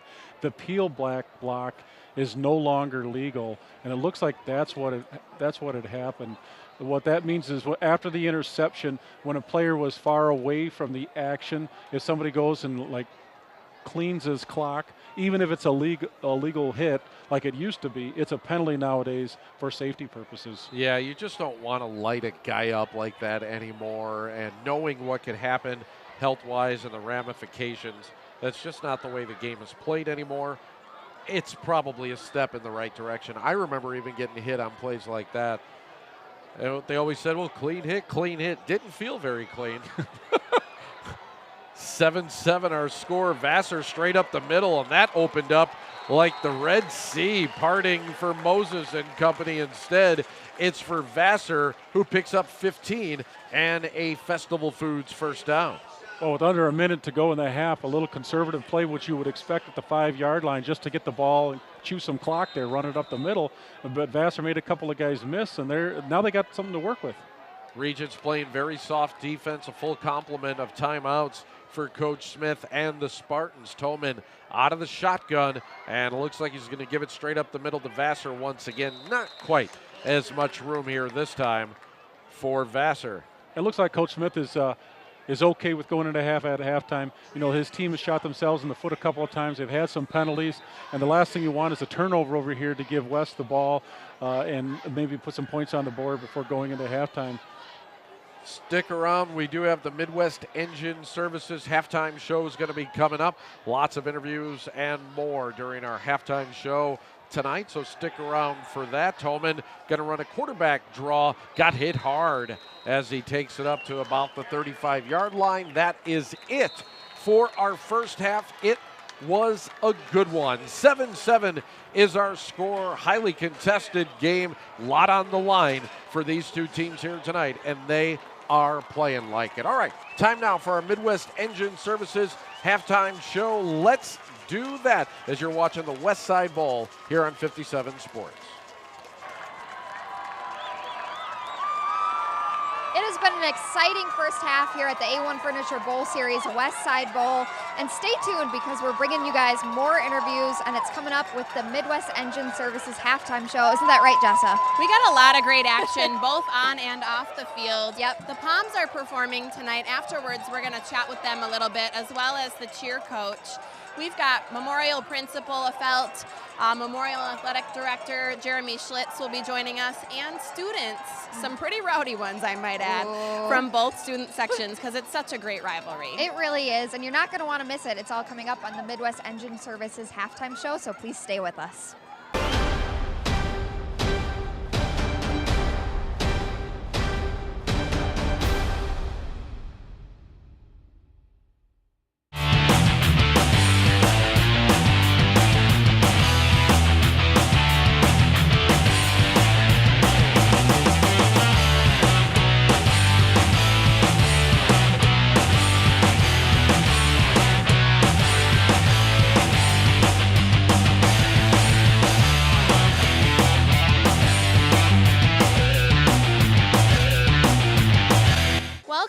back. If you're just joining us, we're at the A-1 Furniture and Mattress Bowl Series where Madison West is at Madison Memorial, and we are talking now to some West fans, I would say, dressed in togas. This is Brenda and Kate, and they've been making some noise up in the stands. But first, tell me what's the theme for tonight? Our theme tonight is togas. And you looking good, all in togas. That's a big crowd of togas up there. Doing a good job so far. Why do you guys like to come out and support your team? I think it's really important. It goes along with school spirit, and it creates a bond throughout, like different athletes, everyone throughout the school can come together and cheer for the same people. So I think it's really fun. Well, you guys are lots of fun. We've enjoyed watching you cheer up there. What do you think is one of your favorite cheers to get the crowd pumped up? You guys ready? Ready? Go.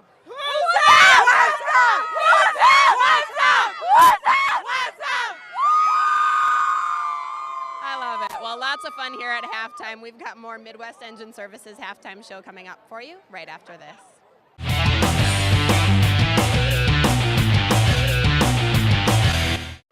This is the Midwest Engine Services halftime show, and we've got some more interviews coming up. I've got a rowdy group of some Madison Memorial seniors. We've got Will, and Nick.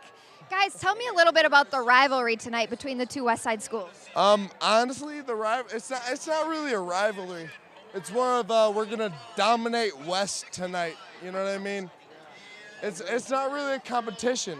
It's more of a domination. Wow. Domination, as in Bruce Domin. Confidence is key. Confidence is key. Now, how about the student sections? You guys both have so much energy. There's some competitiveness. I can feel it. You know, we just go out there and just cheer our hearts out. No matter how far we're down, we're out there giving it our all. And, you know, we're just the best student section in the 608. And one more shout out to the girls swim team. They beat West today, too. That did happen. Now, we got to talk about your theme. You guys are all in neon tonight. Is that right? That is correct. We are all wearing neon. How we formulate our themes is we got a Twitter page, JMM Sports Themes. Follow us on Twitter. We got everything busting. We got all the themes, and we get it cracking no matter what. Follow us. Thank you. Appreciate it. Oh, you guys are a lot of fun. I like the enthusiasm. Again. By the way, we are going to beat West tonight. Oh, yeah. We are going to beat West tonight. This is the Midwest Engine Services halftime show. Stay tuned for more interviews.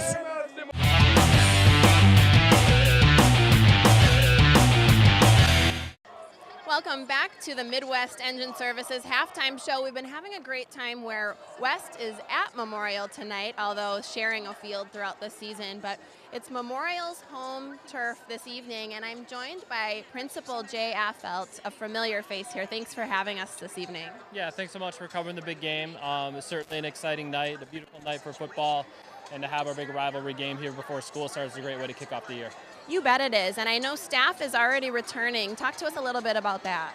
Yeah, our full staff returns Monday morning. We've got over 250 staff, and everybody comes back together, checks in, talks about what happened over the summer, and gear up and get ready to go for our students returning right after Labor Day.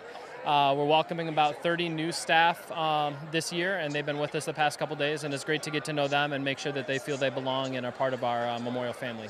That's wonderful. A lot of new folks coming in. I'm sure you're excited. Also for the students to arrive, like you mentioned, there's a lot to accomplish in the first couple weeks as school rolls in. What are some of the things that you'd like to get done in the beginning weeks? Yeah, what we reinforce and want all of our staff to be focused on the first couple weeks is just getting to know kids. We know that they can all be successful if we know them really well and support them really well, and that just begins with really creating that sense of belonging for kids in the classroom right from the first day. Well, I think great values, a great motto, and you guys are always such great hosts to us here when we come, so we appreciate that, Jay. Thanks a bunch. We'll be back. We've got more Midwest Engine Services halftime show after the break, so please stay with us.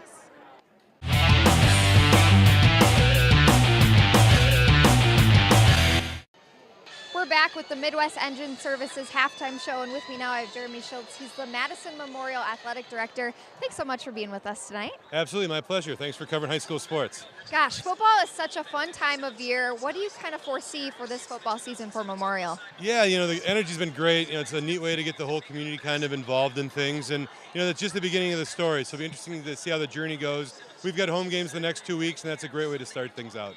Absolutely. And how about other fall sports? Yeah, we've got over 700 kids already started, and volleyball going, cross country, swimming. We had a meet. It's just been great. It's a great way to get started. The energy's been awesome in the school, and we really look forward to the year and see what we can do. Thanks so much for being with us. We appreciate it. Absolutely. Thanks for having me. And this has been your Midwest Engine Services halftime show. Stay with us, and we'll have more of the game coming up after this.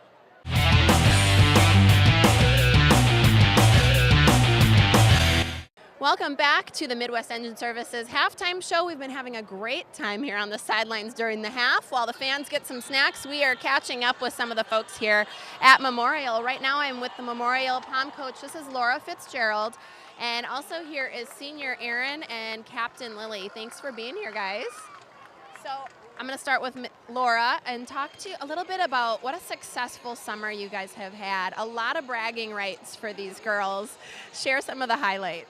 Yeah, so we, over the summer, attended UW Whitewater Camp, and under the leadership of both our captains, Aaron and Lily, they won so many awards and attended a competition in the end that labeled them amongst the top 10 teams in the entire Midwest. It was an incredible summer. Incredible group of girls here, and I want to talk to Aaron about being a senior and a captain. What's your favorite thing about leading the team? My favorite thing about leading the team is getting to know all these great girls and knowing that I have the opportunity to leave a positive legacy in this program for many years to come. Wow, what a great answer. Lily, what do you look forward to this season? This season, I'm really looking forward to bonding with the team and dancing with them and seeing what this year has to offer. I love it. Great stuff. We're going to be back with more Midwest Engine Services halftime show after the break.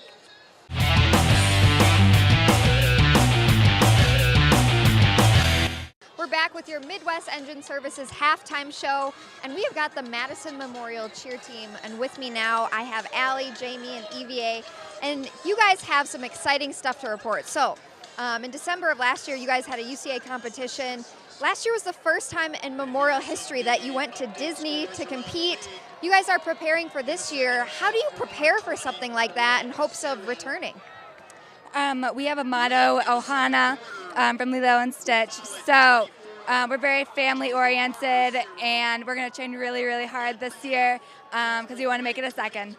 That's awesome. And it's important to note that you guys do have an older team. Half of you guys are made up of seniors. So what does that bring to the team? Are there any challenges with that?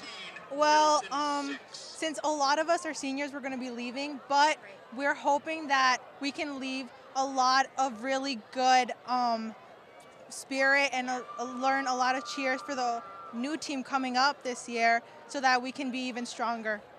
I love it. And we have 6 lovely ladies with us tonight, but it's important to note that you guys are actually a co-ed team. So what does that kind of bring to the table that's different? Well, being a co-ed team, it helps us with our stunts. We can do a lot more interesting stunts. Yeah. That's definitely super exciting for people to watch as well. And we wish you the best of luck. Again, this is Madison Memorial Cheer Team. This was your Midwest Engine Services halftime show. Stay with us for more.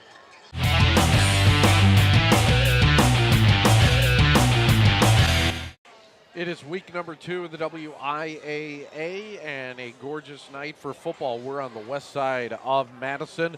Rich Reynolds along with former Badger quarterback Mark Martinez. And what a first half we had. 7-7 is our score in what really, Mark, seems to be a relatively even football game. It really is. And when you look at the numbers on each side, Rich, the Spartans have about 90 players suited up. We mentioned earlier that the Regents only have 27 guys in uniform tonight. But they're battling out toe-to-toe, and we'll see if those numbers come to play in effect in the second half or not for the Regents, and if the Spartans can wear them down at all. Some numbers from the first half: 161 total yards of offense for West, 127 for Memorial.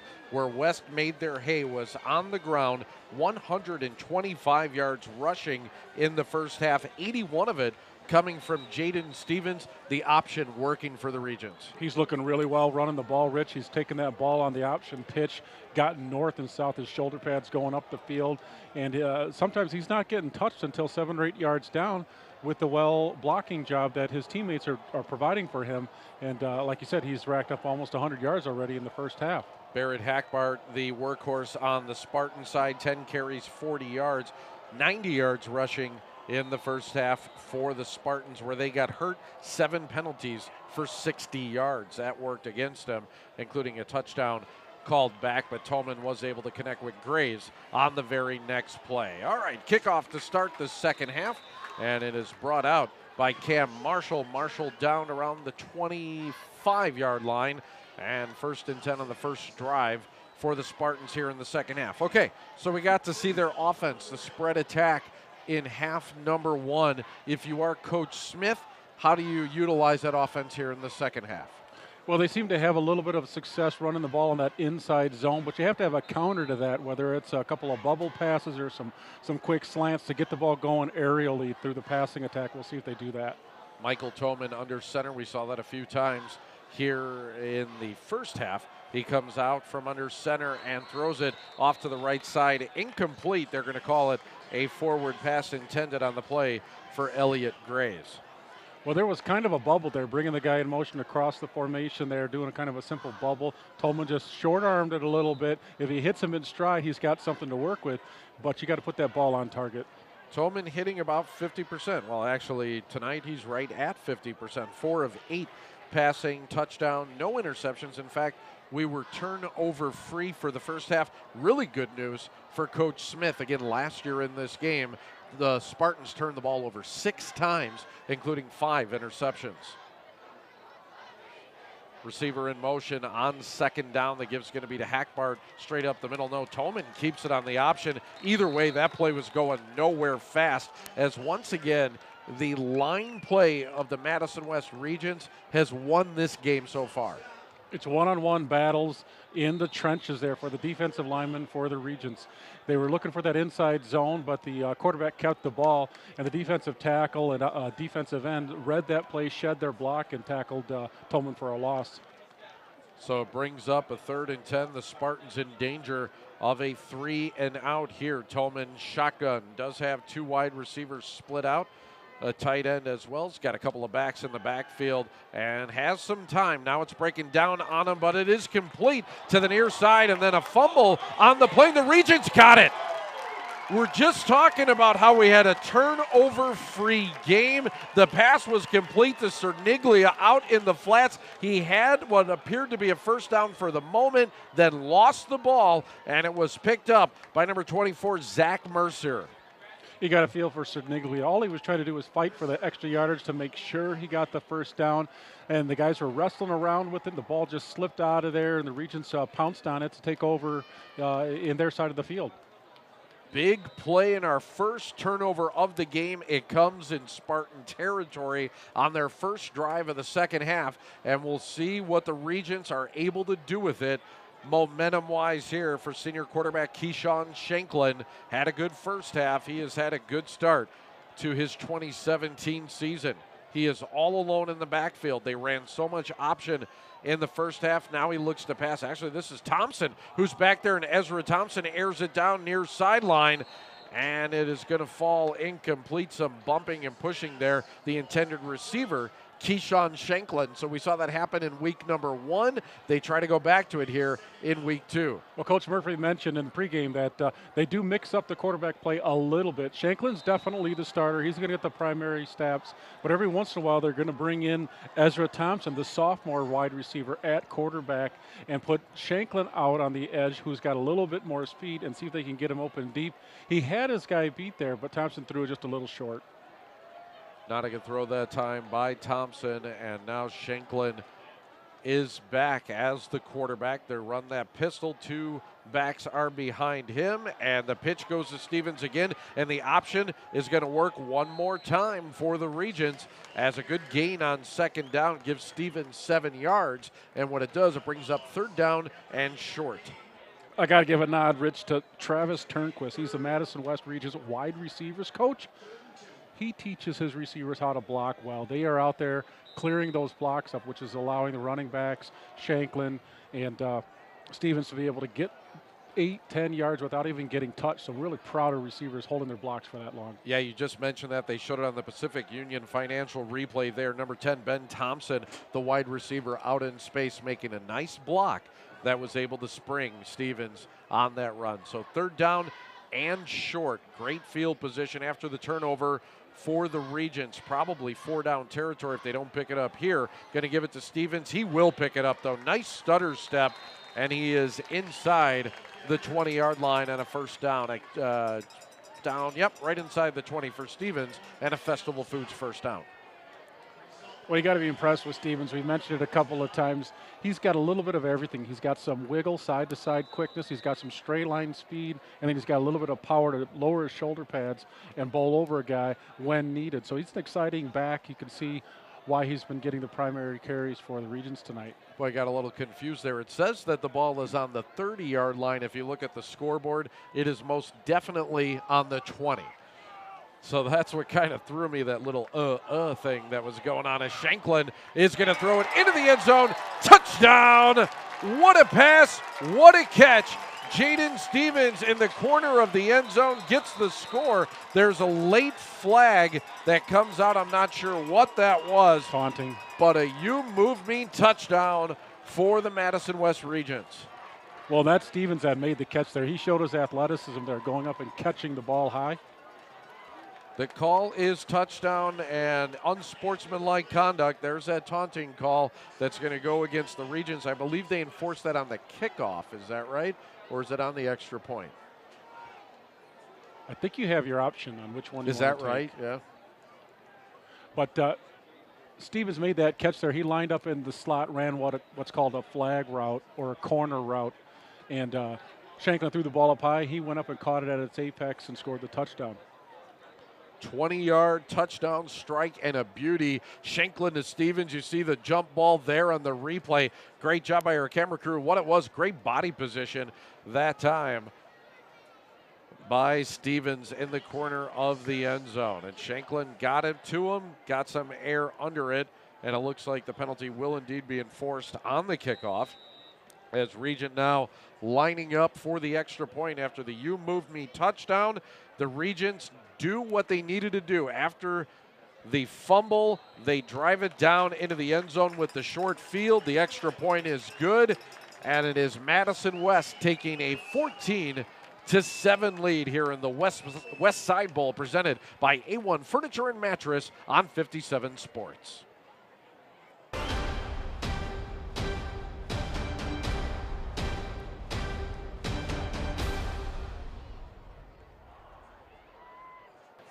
Got a feeling that last play is going to show up in the Jacobson Brothers Gym plays of the game. Stick around for that after the game here tonight. We got our trophy presentations and more. I know our graphics right now say Memorial 14, West 7. It's the other way around. West with a 14-7 lead, 10:22 left here in the third quarter, and after a fumble on the first drive here in the second half by Memorial, West is able to turn that into 7 points.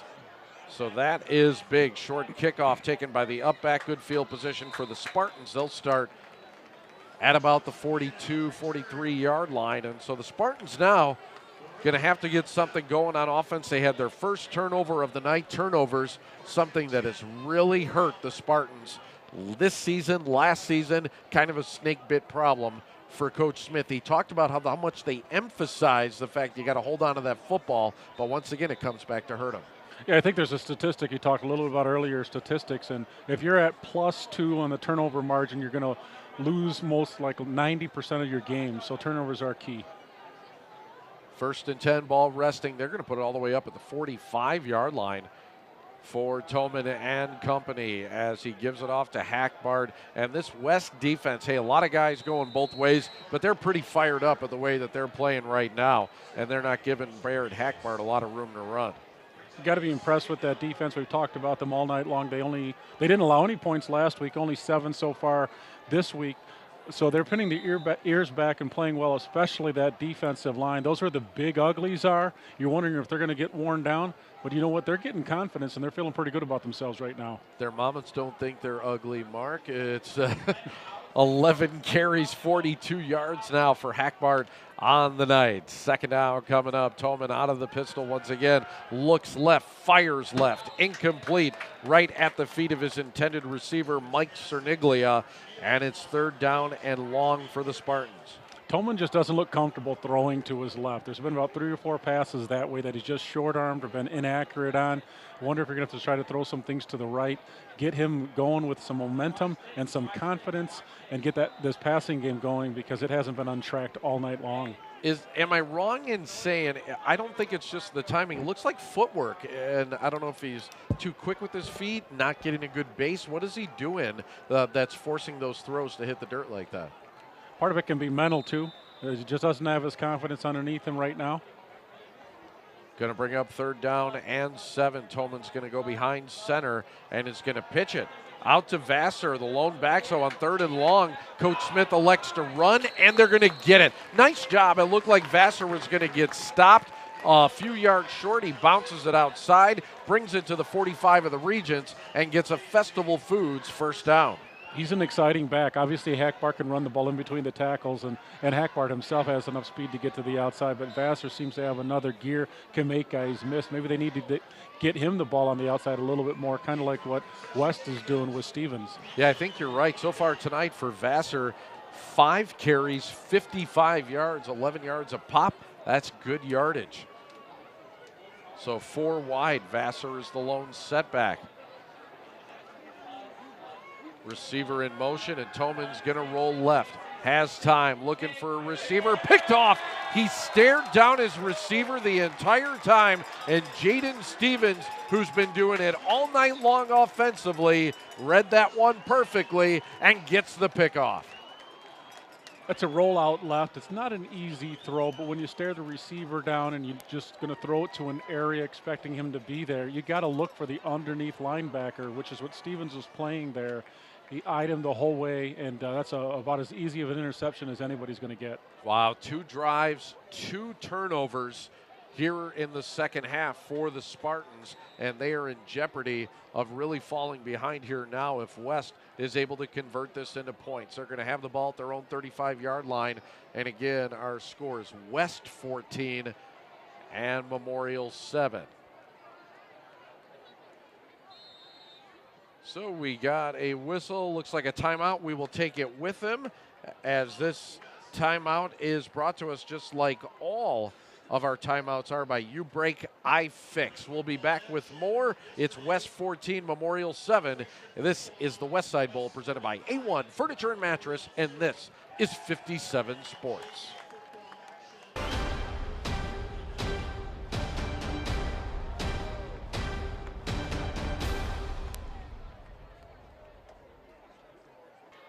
Back out at Mansfield Stadium. Great game so far. Madison West, though, has a chance to put some ground in front, or I guess between them and Madison Memorial. They run the option, this time to the near side, and this time it's to Warfield.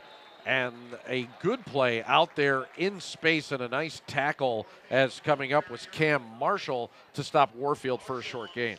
Cam Marshall, sophomore defensive back, 5'9", 155 pounds, played a lot bigger than that on that play. Shed the block on the receiver and went and made a great tackle for only a 1-yard gain. And if he would have made that tackle, again, Stevens would have had another 8 to 10 yards.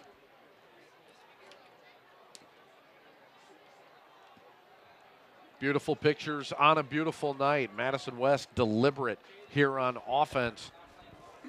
Again, trying to come off the turnover and the Jaden Stevens interception. 2 wide receivers right. Shanklin is going to carry the ball himself, trying the right edge. He will turn the corner. Doesn't have a lot of yardage out there, and it's going to bring up 3rd down and somewhat long here, maybe 3rd and 6.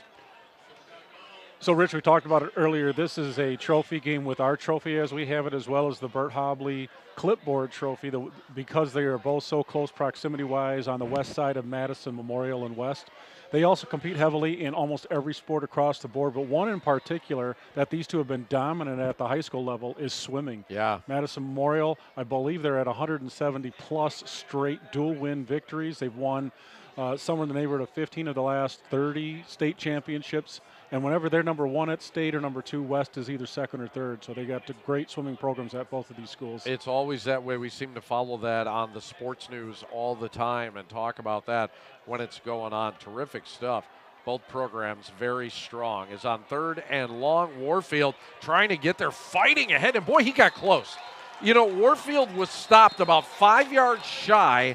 He got real close to the marker, almost got it, and then a late flag comes in, a courtesy Ford flag, as Warfield might have got the first down, but we'll see what the flag is here. A little extracurricular activity there. He looked like he was down.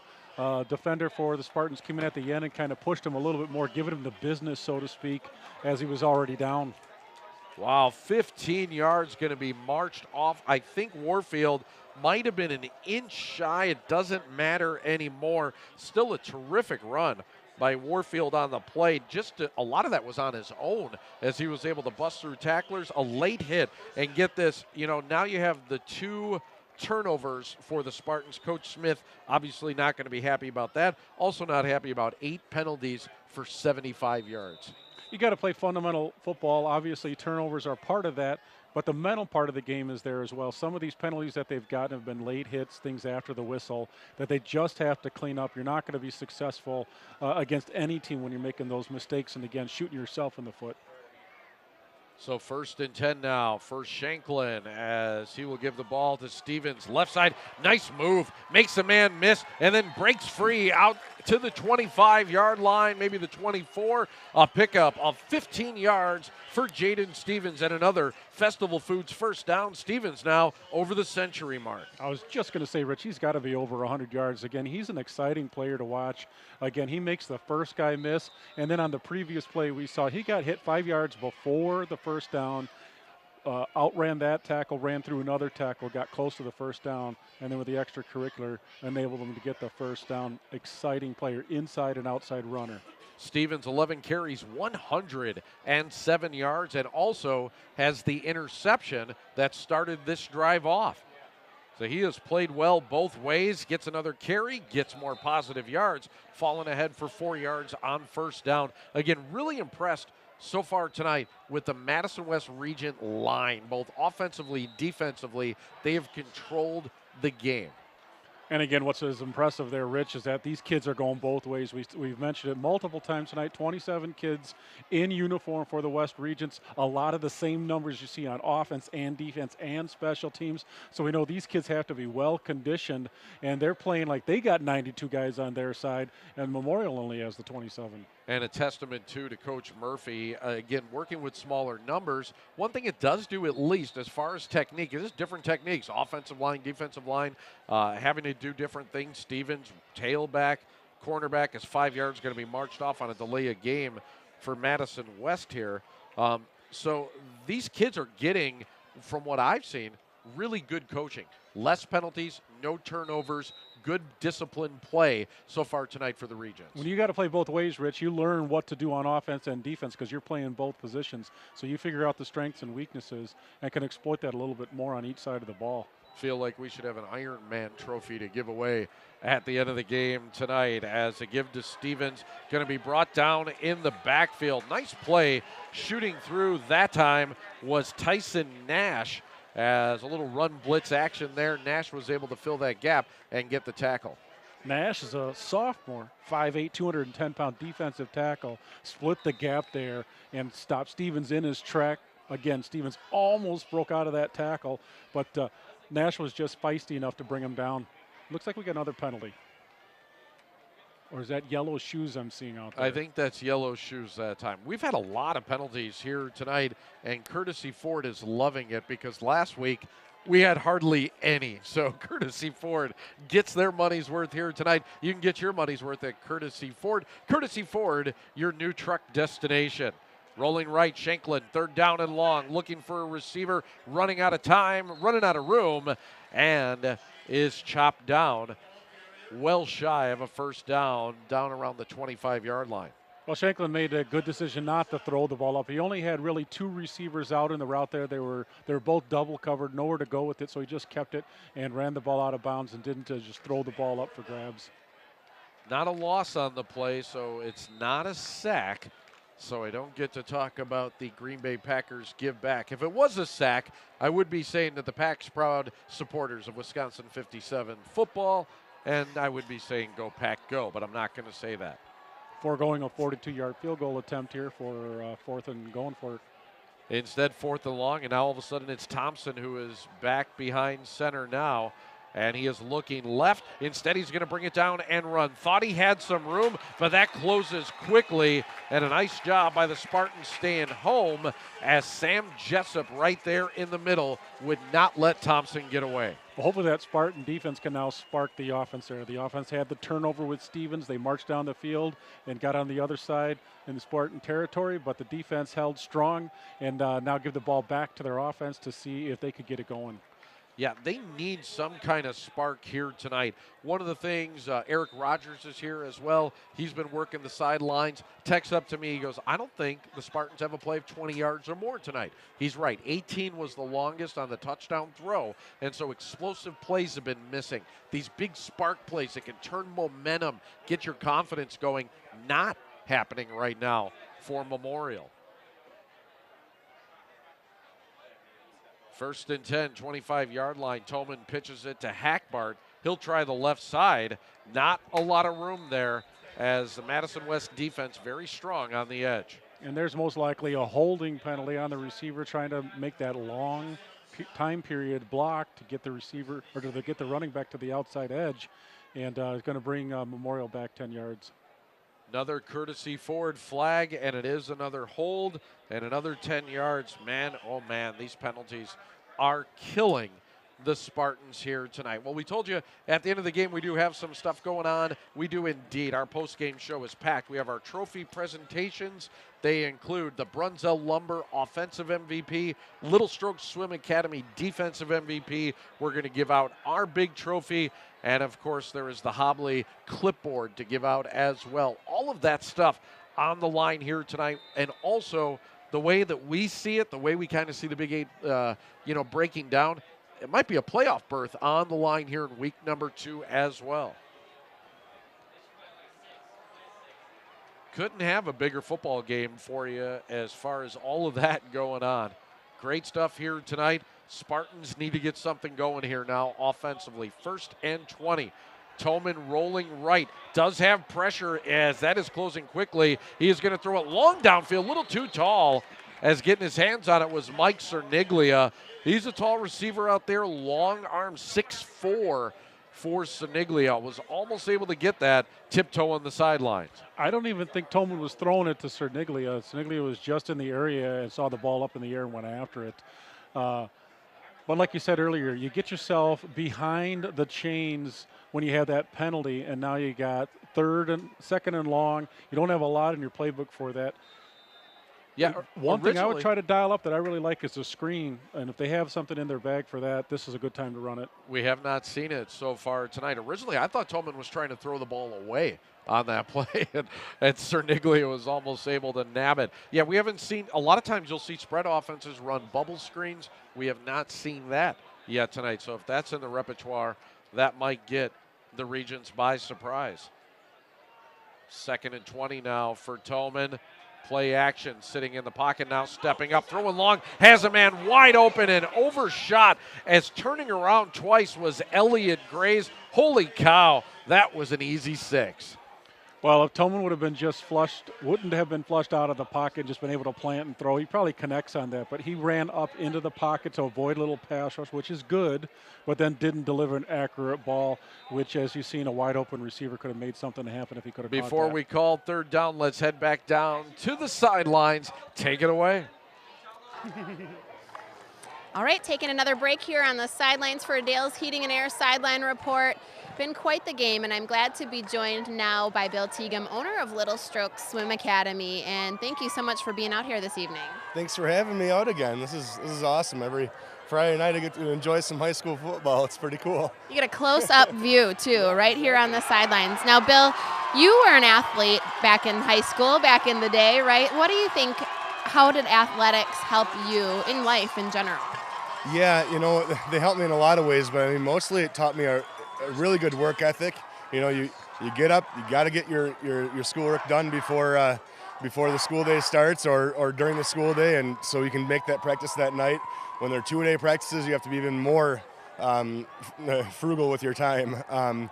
So it taught you a lot of discipline early on, and it definitely helped me out through my career today too. discipline is important when you're in a youth in this day and age, and really for anybody. Real quick before we go, tell us a little bit about Little Strokes. You're presenting the Defensive MVP Award later in the show after the game. Why do you choose to support, and what's the business about? Yeah, well, we've been out in Wanakee now for 12 and a half years teaching swim lessons to little kids. It's been a real thrill of a ride. I'm doing what I love every day, and I couldn't be in a better place. So it's pretty cool. Well, thanks for supporting youth athletics. We'll see Bill later on in the post-game show. We'll get back to the field. And thank you, Jessa. And what an exciting play once again from Jaden Stevens. You know, I'm not talking about that handoff right there, but the interception on 3rd and long as Toman forced to throw long on another 3rd and long play. And Stevens once again comes down with the interception. That's 2 times in a row. Yeah, I saw Toman on the sidelines here after the interception with his head down. You know the kid is just trying to make something happen on a 3rd and long play, but you just don't want to just throw the ball up for grabs there at the midfield point, because that just gives West the ball on this side here. But, the kid's trying to make something happen, just got to get his confidence back. Spartans are 3 for 3 here in the second half. 3 drives, 3 turnovers after having a clean sheet in half number 1. The pitch is going to go out to Stevens. He's going to have another Festival Foods first down. What a game tonight by Jaden Stevens. He might be taking home all the hardware, offensively, defensively. What a player. I was going to say there's going to be no mystery if West wins this game on who's going to be the MVP, but you got to give a lot of credit to those big uglies up front, the offensive linemen, and the receivers that are blocking downfield, allowing Stevens to get outside the tackle and not have to avoid a defender till he's 5 or 6 yards down the field. Well, I have a feeling right here as it's red zone territory again for the Regents, this might be the drive of the game. If you're the Spartans and you can't keep them off the scoreboard, it might be game over right here, Mark. First down and 10. Shanklin barks out the signals. He rolls left, looking for anybody. Doesn't have anyone open. Buys himself some more time. Throws late. It's out of bounds as it's knocked away the intended receiver, Jaden Stevens. Why not go to him? He's hot tonight. He has a touchdown catch and has been impressive defensively as well. They tried that same play there, Rich, that they scored the touchdown on, with Stevens running the corner route and rolling Shanklin out over to that direction. But the Spartan defense did a great job staying with him and not giving Shanklin an open receiver to throw the ball to. Not that time. Nowhere to go. Stevens couldn't get open. Stevens, by the way, has a touchdown run, a 12-yard touchdown scamper, has a 20-yard touchdown reception, and has 2 interceptions here in the second half, both of them coming on the last 2 Spartan drives. And so Jaden Stevens doing it all. He's in the backfield once again. He's going to get the pitch once again. And now the Spartans finally are keying on him and are able to bring him down. Big loss on second down. I give a lot of credit to the Spartan defense on that, finally getting somebody out on the pitch man. Again, when you're running against an option team, the outside linebacker is usually responsible for the pitch man. And that time, the Regents didn't do them any favors running that pitch to the short side of the field, but the Spartan defense played that one well.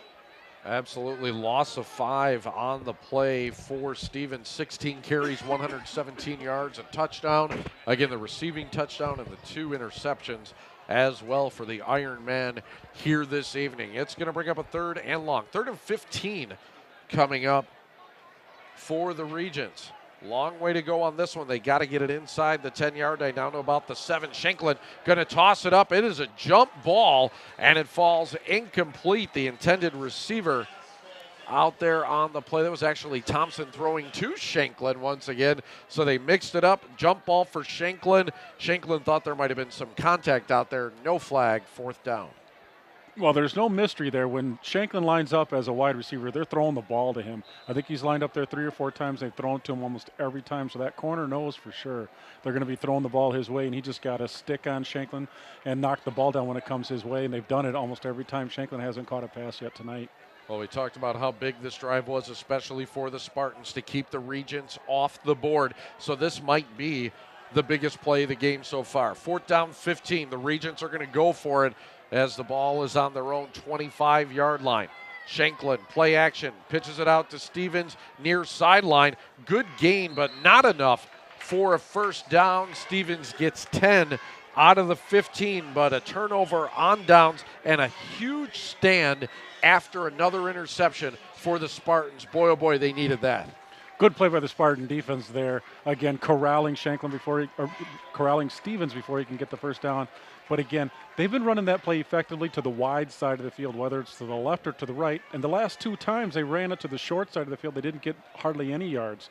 So I'm curious as to why they did that on that play when they had the whole left side that they could have gone towards. A lot more bodies stuffed over there, harder to pick up that yardage. So now the Spartans, goal number 1, hold on to the football. The second goal will be to try and tie this game up. Instead, we're going to have a timeout, and it's taken by the Regents. It's their second timeout here in the second half, so it is a you break, I fix timeout, and we'll take a timeout, step aside with the Regents up 7 in the Westside Bowl on 57 Sports.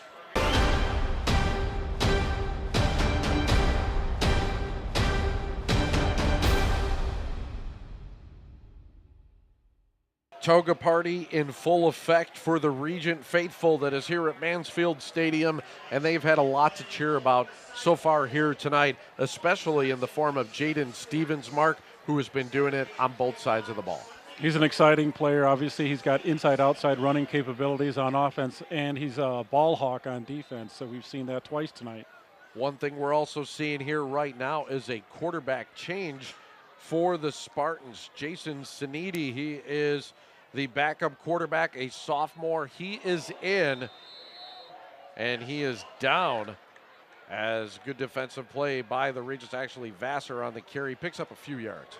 You're interesting to see if Coach Smith for the Spartans is just pulling Michael Toman for a series here to kind of get him collected a little bit on the sideline, get him a little bit of a view of what this West defense is doing, and maybe they'll put him back in once he kind of gets under control. Otherwise, maybe number 15 here, Cernity, can spark the Spartan offense and get something going. They're by no means out of it. It's still 14-7 in anybody's ball game. Yeah, again, those 3 turnovers, including 2 interceptions for Toman, might have earned him some time on the sideline as a sophomore. Cernity steps in. Again, it's been hard to hold on to the football for the Spartans here in the second half, and hard for them to get it going on the ground this time. Great defensive play as shooting through the gap, Zach Mercier with the tackle in the backfield. You know, as many mistakes as the Spartans have made and the number of penalties that they've had, like I said, they're still in this ball game. It's only a touchdown lead for the West Regents right now. No sense in panicking here. Let's see if they can get something going. They're a little bit in a hole backed up in their red zone, but they're not out of it by any stretch. Yeah, West has done everything right tonight except deliver that knockout blow. That hasn't happened yet. So 3rd and 10 now as a sophomore. Sinidi rolls left, throws wide open. Cerniglia in the flat. First down yardage. Sinidi connects on 3rd and long for a big Festival Foods first down. Nice job rolling left. Again, a right-handed quarterback. That's not an easy throw. He was able to get out of the pocket on the sprint out to the left and deliver a strike for a first down. And we'll see if Cernity can keep it going. And boy, oh boy, do the Spartans need that. It's been a while since they've had a first down, and they're moving the chains here and holding on to the football. All good things for a team. Again, only 1 possession away here. And then, some extracurricular activity, another 15 yards.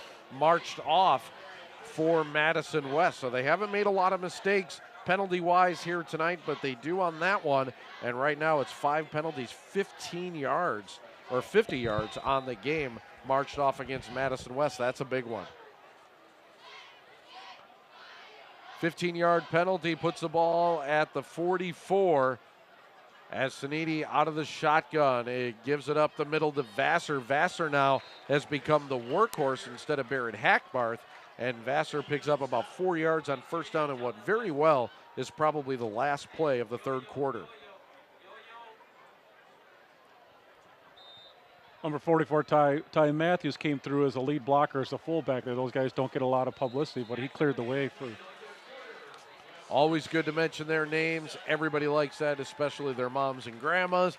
As this 3rd quarter has come to a close, 14-7 is our score. West leads Memorial here in the Westside Bowl, presented by A-1 Furniture and Mattress. Let's head back down to the sidelines. All right, thanks to Rich and Mark. We're going to take another break here at the sidelines. It's a Dale's Heating and Air sideline report right at the end of the third. I'm joined now by Mitch McGrath, who is assistant principal for Madison West. So thanks for being with us tonight. Absolutely. Great to be here. Yeah, well, we appreciate the hospitality, as it's obviously not your home turf this evening, but certainly your home turf many nights. And I know you guys are getting ready for the start of the school year. What are you looking forward to in the coming week? Well, every start of the school year is a lot of excitement, and this year we get kind of a double dose. We start the year off with our freshman orientation day on September 5th with just freshmen, and we finish that week off. Then our second week of the year is actually homecoming week. And so that Friday night, September 15th, 9 days into school year, we have our homecoming football game and our homecoming dance that Saturday. Wow, you guys hit the ground running, so sounds like a big start to the school year. You've got some new things going on in school this year. Let's talk about that. Definitely. Probably the biggest change at West High is we're under new leadership with our new principal, Dr. Karen Brand. She's comes from Chicago, from Hancock High School, brings great perspective, and she's going to have fresh eyes on West High this fall, and it's going to be a lot of fun. Absolutely, and obviously a longtime rivalry here. You consider it a friendly one? Yes, it's a friendly rivalry. The kids out here, they've known each other since flag football, region football, Spartans, and yeah, a lot of them are friends, but they want to win. You bet. Well, lots of excitement for you guys at Madison West. Thanks for being with us tonight. You bet. All right, guys, we've got more football for you. We'll go back to you. Thank you very much, Jessel, alongside former Badger quarterback Mark Martinez. I am Rich Reynolds. Hey, we got another barn burner here as we are in the fourth quarter now, 14-7. West is on top, and a 3rd down and 5 for Jason Sanidi and company as the sophomore has taken over at quarterback for Michael Toman here late in the game. Gibbs going to be up the middle and not fooling anyone. On the draw play there to Vassar, and staying on home once again, we see Javon Enox. I think that was Maravilla with the tackle. The linebacker came slicing through and made a great tackle there to prevent the first down. And that was big. That stalls the Spartan drive, and Moore is going to come on to punt once again. So the Madison West defense up to the challenge here. Now, we talked about how this game, if we look at the stats, you look at the turnovers, 3 turnovers by Memorial, none for the Regents. A lot more yards on the ground, a lot more total yards for the Regents instead of the Spartans. You would think this is a more lopsided game. We only have a 1-score game here, though, Mark, as the Regents have yet to deliver that knockout blow. The Spartans did have that one interception just before halftime. Oh, they that's took right. the ball over at the 5-yard line on the penalty, but it was just as good as a punt trying to go for it there. That's correct. 3 turnovers, 1. Forgot about that one. West had a chance to score right there. Good point. As the punt goes out of bounds.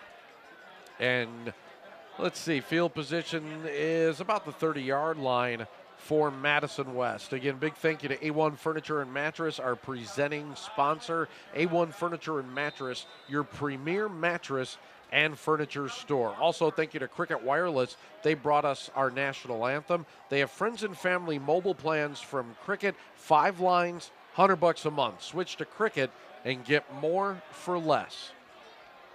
1st and 10 for Keyshawn Shanklin. And the give's going to be to the fullback Warfield up the middle, changes direction, gets good 1st down yardage as we are going back down to the sidelines once again.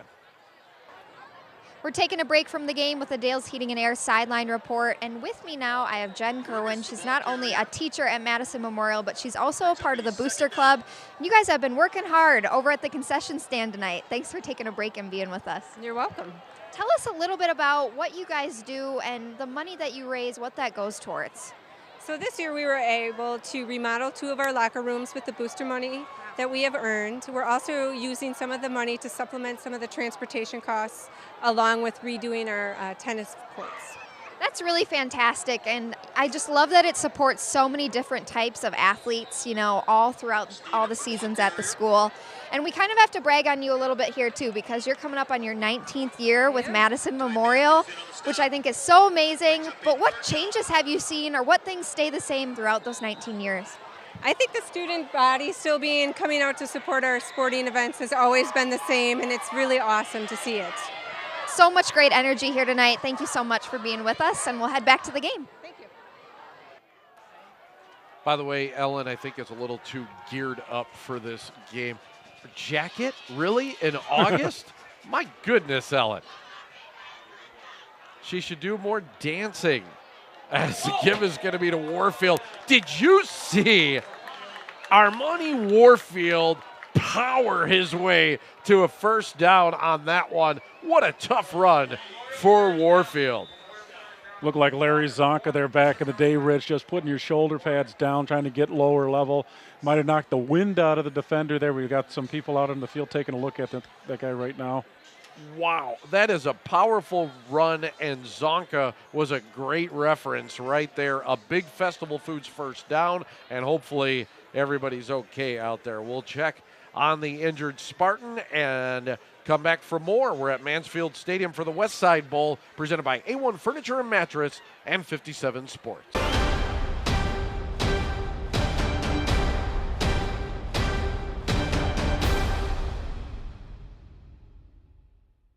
Well, the injured Spartan was Ty Matthews, the senior linebacker, and he was run over by Armoni Warfield. It was nice, though, that Matthews got up. He kind of popped up then and ran off after being plowed under on a bruising run by the Region fullback. Looked like he might have taken a stinger in the shoulder with that helmet by Warfield, but it looks like he's going to be none worse for the wear. Yeah, those stingers sometimes can be a little bit surprising. You go numb there for a second, kind of a strange feeling, but Matthews seemed to be okay and trotted off the field just fine. So that's good stuff. As a clock issue here this time, as they're looking to wind the clock. It should be running once that ball is set after the first down by the Regents. That was a big first down right there, as now they get a chance to run off some more clock. But I think what Coach Murphy's going to want more than anything on this drive is some points. Points would finish off the game right here. And another victory for West if they can get him. The give is to Stevens, tries to bounce it outside, runs with some power and authority as well. Would not go down as he refused to be pushed down to the ground on the near sideline. Rich, I do have a score update in regards to two of the top teams in the Big 8 Conference, what could be termed as the Cardinal Bowl. Sun Prairie up 27-6 over the Middleton Cardinals at Sun Prairie tonight. Holy cow. So Sun Two Prairie and teams Middleton ranked in the top 10. Yeah, both those teams expected to vie for the Big 8 championship. We talked about this being a big game in the Big 8 because the winner probably has an inside track to a playoff berth. That one, it's conference championship that everybody's talking about for the Cardinal Bowl there tonight. So interesting score update. As on second down, they give us to Warfield. And again, he bruises ahead. He was stopped about 2 yards shy of the first down, dragged defenders along with him. A gain of 7, another Festival Foods first down, and impressive running here in the second half by the Regents. And what's as impressive, Rich, is that we talked about it all night. 27 kids suited up for the Regents, and it seems like the Regents, 3.5 quarters into it, have just as much conditioning, and they're ready to go. And the Spartans look like the team that could be wearing down. You know, we've expected them all night long to be tired, to be dragging here in the fourth quarter. We talked about it even off camera at halftime. Like, hey, you know, West can win this game, but that's if they don't wear down. They're not wearing down. If anything, it looks like the line play is getting stronger. Great game so far tonight for the Regents, looking to put the cherry on top of the Sunday. They run option to Warfield, and Warfield makes a man miss, goes ahead, pickup of 12, another first down, and boy, oh boy, Armani Warfield has really been impressive here in the second half, getting big chunks of yardage, a lot of it yards after contact. So I can see how they have their options set up. They have Stevens running the option to the right because he's the left tailback, and they have Armani running the option to the left because he's the right tailback. Doesn't have quite as much speed, but he gets his shoulders going north and south, and he can run some guys over, which we just saw the last couple times he's carried the ball. 224 yards on the ground unofficially tonight for the Regents. That is impressive stuff. And Coach Smith talked about how He liked his defense, thought his defense performed well against Middleton. They are getting overpowered here tonight. And a big part of it is Jaden Smith picking his way ahead, and a touchdown saving tackle by Mike Cerniglia as Stevens broke out into the open, brings it down to the 12-yard line, a pickup of 20, and another Festival Foods first down. These Regent running backs can start smelling the end zone right about now, Rich. You can see they're running with just a little extra gusto. Their line's blocking for a little bit longer, and they got the lather going, as Barry Alvarez used to say when Ron Dane ran the ball. Get the big boy lathered up, and this rushing attack for the Regents definitely are lathered up right now. And how good does that feel on offense when you know you can impose your will on a defense? They cannot stop you. It is a tough feeling on D to have that much power coming at you that's coming in the way of Stevens and Warfield. Now it's Stevens trying the right side, inside the 5-yard line, down to the 4. Maybe a late hit. No, as Stevens powers ahead near the 4, maybe 3-yard line, as there is another courtesy forward flag down there instead of a late hit. I think that is in the area of holding, and it is once again going against the Regents. If they've done one thing wrong, I guess, tonight, it's been holding calls. That is their 4th holding penalty, and it always happens on those stretched out run plays.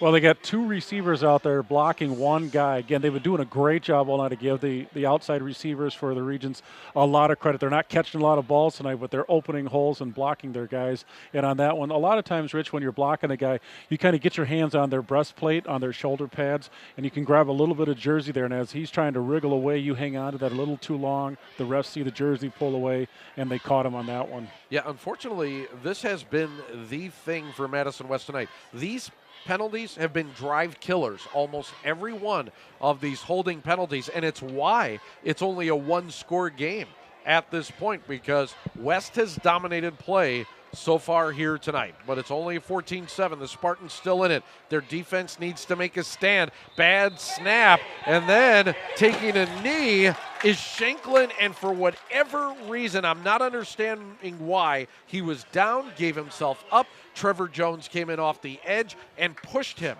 Why would you do that? The optimist in me says that the kid didn't think he was down, thought he might start running again, and just made sure he didn't go anywhere. But again, you know, sometimes mentally you just have to pay a little bit more attention in the game so you don't make mistakes like that.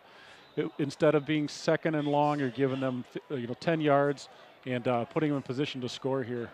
10 penalties for 100 yards for the Spartans to go along with 3 turnovers. Lots of miscues here tonight. Coach Smith talked about it in the pregame. They looked at the tape. They wanted to clean some of this stuff up. He's going to have a lot more tape to talk about with his guys this weekend. So it is now 2nd down and 10 to give up to Stevens up the middle. Tries to break through, but good tackling that time. And nice to see Matthews back into the game. Ty Matthews making a tackle.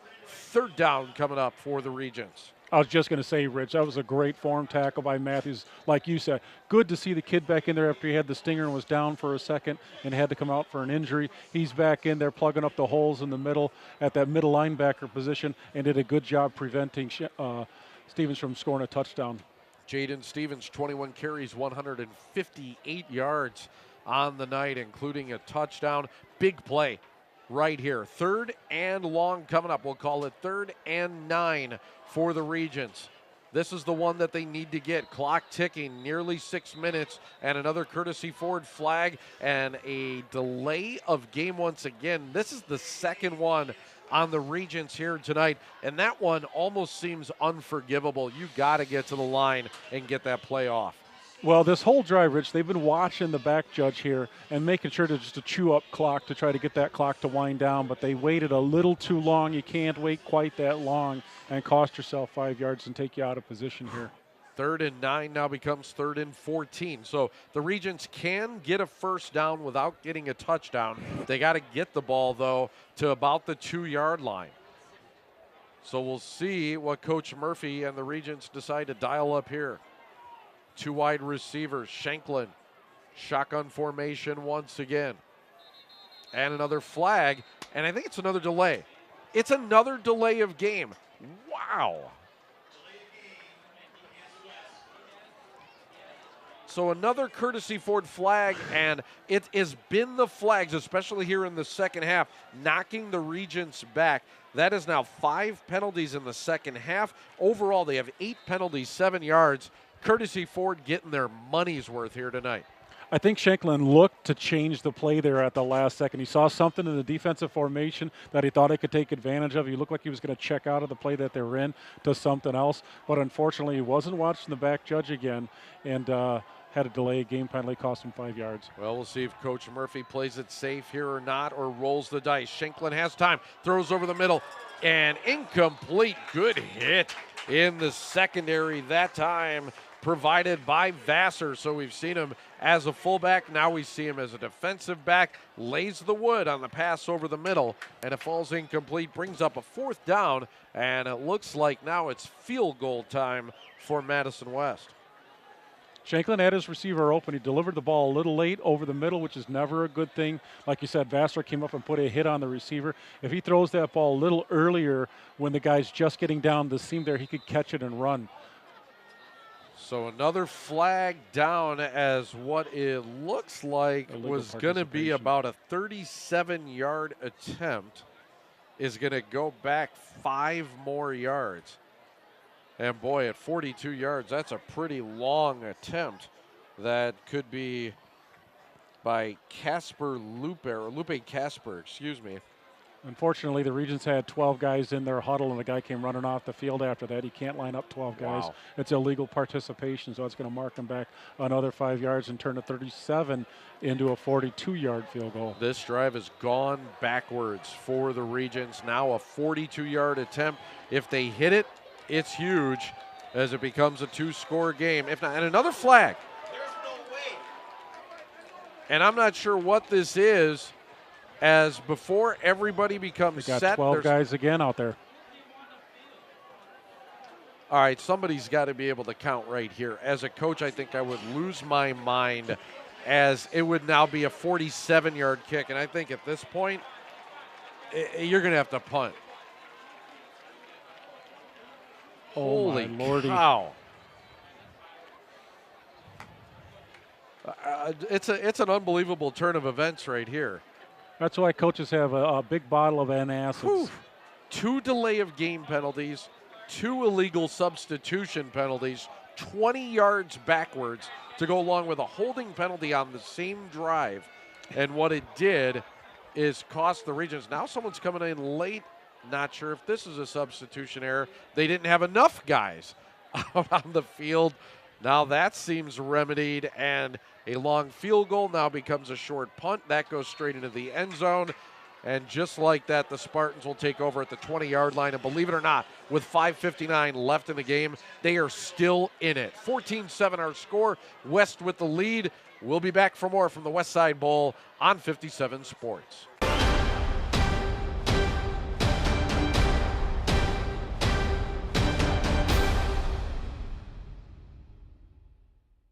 Unbelievable turn of events. It looked like Madison West was going to go in for a dagger of a score. Instead, 4 straight penalties. And instead, the Spartans now have the ball after the punt. They give it to Vassar. Vassar can't get back to the line of scrimmage. Good surge that time by the West defense, as still in the football game for the Spartans at quarterback is Sanidi. Yeah, as I mentioned, Michael Toman, the senior quarterback, who was inconsistent for most of the game, was taken out. And they put the sophomore in. I thought maybe they might put him in for just a drive to clear Toman's head. But they look like they're going with Sanidi for the rest of the game, seeing if the sophomore can spark them in the final 5 minutes of this game and tie this thing up. Toman, 5 of 11, had 2 interceptions on the day, so another tough day for the quarterback. That's 2 weeks in a row. Now Sanidi running out of time, and he will be dragged down. It is a Green Bay Packers give back quarterback sack, as this West defense is fired up. Well, they pitched a shutout last week, and admittedly, Rich, Beloit Memorial is not a powerhouse offensively, so to pitch a shutout against them might not be that impressive, but against this Memorial offense, which we know can score some points, this West defense is looking good. And again, an undermanned West team is just pinning their ears back and playing great defense tonight. The only touchdown drive that the West defense surrendered came in the second quarter, and it's where the Spartans started with a short field at the West 45-yard line after a short punt. So now a timeout by the Spartans. It is their first. Let's break as well. It is a you break, I fix timeout. It is 14-7 West. This is the West Side Bowl presented by A-1 Furniture and Mattress, and this is Wisconsin's 57 Sports.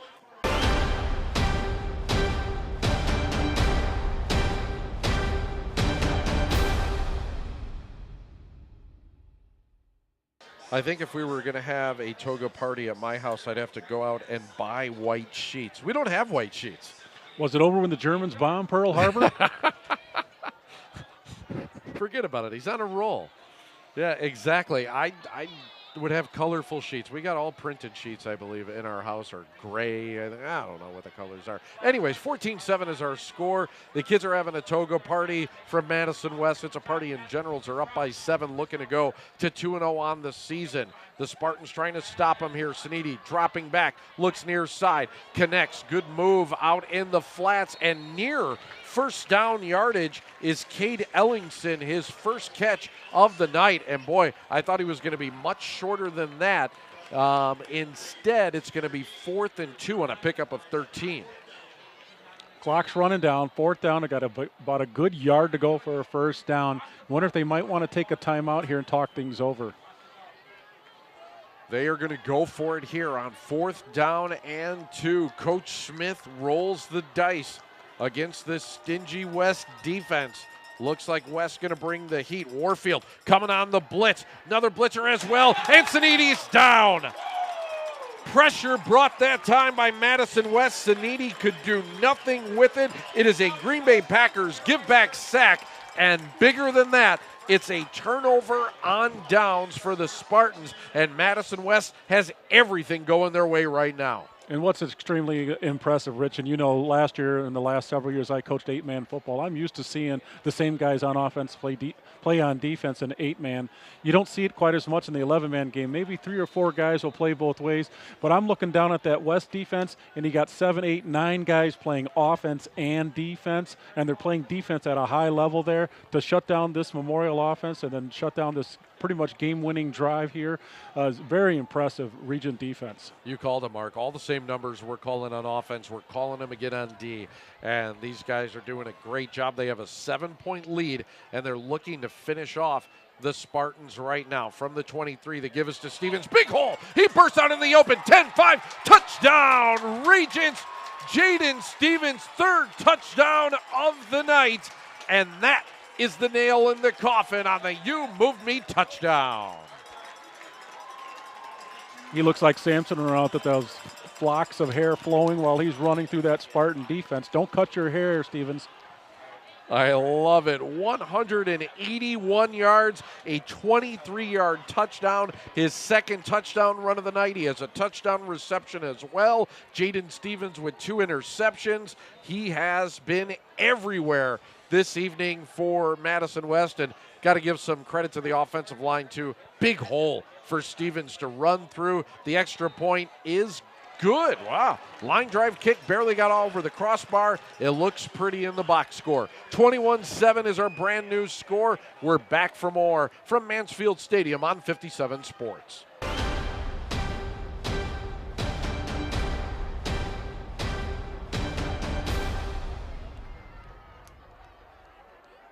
(21-7) our new score. Madison West was looking for that clinching score. I think they got it on a 23-yard run by Jaden Stevens. Had a big hole to run through, changed direction, used his speed, power, got into the end zone, and boy, what a day for Stevens. 22 carries, 181 yards, 2 touchdowns. Also has a reception for 20 yards and a touchdown. Has 2 big interceptions on defense, and now a great kickoff by Lupe Casper, puts it out of the end zone, touchback, and Madison West right now is one pumped up team, and I am really impressed by Brad Murphy and what he's doing with such a small, undermanned roster. He's got them playing at a very high level.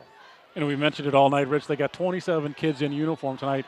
One thing that the regions do that one teams that the regions don't do that most teams do is suit up anybody who could be eligible to be on that sideline. They only want the kids that are going to be playing suited up. Very good job indeed by Murphy and company. It's Sneedy still in at quarterback, going to work, rolls right, incomplete, as good defense once again by Madison West. And they are just not giving up any big plays. They've given up some yardage tonight, but no big plays from this defense. Stevens almost had a hat trick there. He just about intercepted that ball on the sidelines, and that would have put a capper on his extremely good night tonight. Iron Man, as you said earlier, offense and defense, just an impressive young man out there tonight. Absolutely, and when we have our offensive MVP award presented by Brunzel Lumber and the Little Stroke Swim Academy defensive MVP, his name might come up more than once. He has been that good here tonight. Completed pass out in the flats, but a great tackle. Zach Mercer, I tell you what, this kid, it wasn't even on our roster. I had a parent come up to me, tell me 24 is going to be playing. He's a sophomore, he's this, he's that. He's been impressive, and that was a great tackle out in space. And what I was mentioning, Rich, earlier is oftentimes you'll see teams that have 70, 80, 90 guys on the sideline. They'll bring up freshmen and sophomore just to make their sideline look a bit better. The West coaches said, we got a couple other kids we could have put on the sideline, but they weren't going to play, so we didn't bring them along. And that's why they only have 27 guys suited up partially. Rewarding those kids here tonight, and they're rewarding Coach Murphy with one heck of an effort. 3rd and long, Sanidi dropping back under pressure, looks over the middle, has Moore, who juggles it a couple of times, but has the catch and is up ahead of the 45 to the 46-yard line. 24 yards of Festival Foods, first down, and a nice pitch and catch. Impressive throw by the sophomore Sanidi. Again, he's a sophomore, 5'10", 175-pound quarterback who's subbing in for Toman there. Delivered a nice ball to his receiver there. If he catches that and doesn't bobble it, he could have been off to the races. Instead, it goes for 24 yards. Sanidi picks up a much-needed first down, as first downs have been hard to come by here for the Spartans in the second half. Sanidi looks left this time, a little too tall for the outstretched arms of Elliott Grays, and it's going to bring up second down. If anything, though, I got to say this, Sanidi so far tonight, 4 of 6 tossing the ball. He looks a little bit more comfortable tossing the ball than Toman did. Toman looked a little bit rushed, a little unsure of himself. Yeah, you gotta like the poise of this sophomore. I was watching him in pregame warm-ups. He puts a pretty good zip on the ball. He probably just needs a little seasoning, getting a little bit more playing time, and maybe he'll bump Toman from the starting now. But I'm sure Toman, as a senior, will bounce back. And you would expect a senior to do so, as a timeout taken by Madison West. That's their last timeout. It's a U-break, I-fix timeout. 21-7 is our score. Again, a lot of stuff coming up in our post-game show. We got trophies aplenty to give away here tonight. We got our big game trophy for the West Side Bowl to give out, our offensive MVP, defensive MVP, those brought to us by Brunzel Lumber and Little Stroke Swim Academy respectively. And then we also have the clipboard trophy that is going to be happening as well. So a lot of stuff. You're going to want to stick around for all of that. And next week, I had it right here in front of me. I think we are back in the Badger Conference next week. Does that sound right? Schedule-wise, I had the schedule in front of me. See what I do? I had a good thought in my head. I got it right here, Rich. It's Edgewood at Stoughton. Edgewood at Stoughton. So we are back. This time we're going to be Badger Southing it, as we will have Edgewood at Stoughton. We were at Stoughton last year, treated very well. Nice stadium that they got down there, and a football program that's on the rise. It certainly is. They're part of the Badger South, and they're expected to compete for the conference title there. They got a couple of really good athletes I'm excited to watch next week.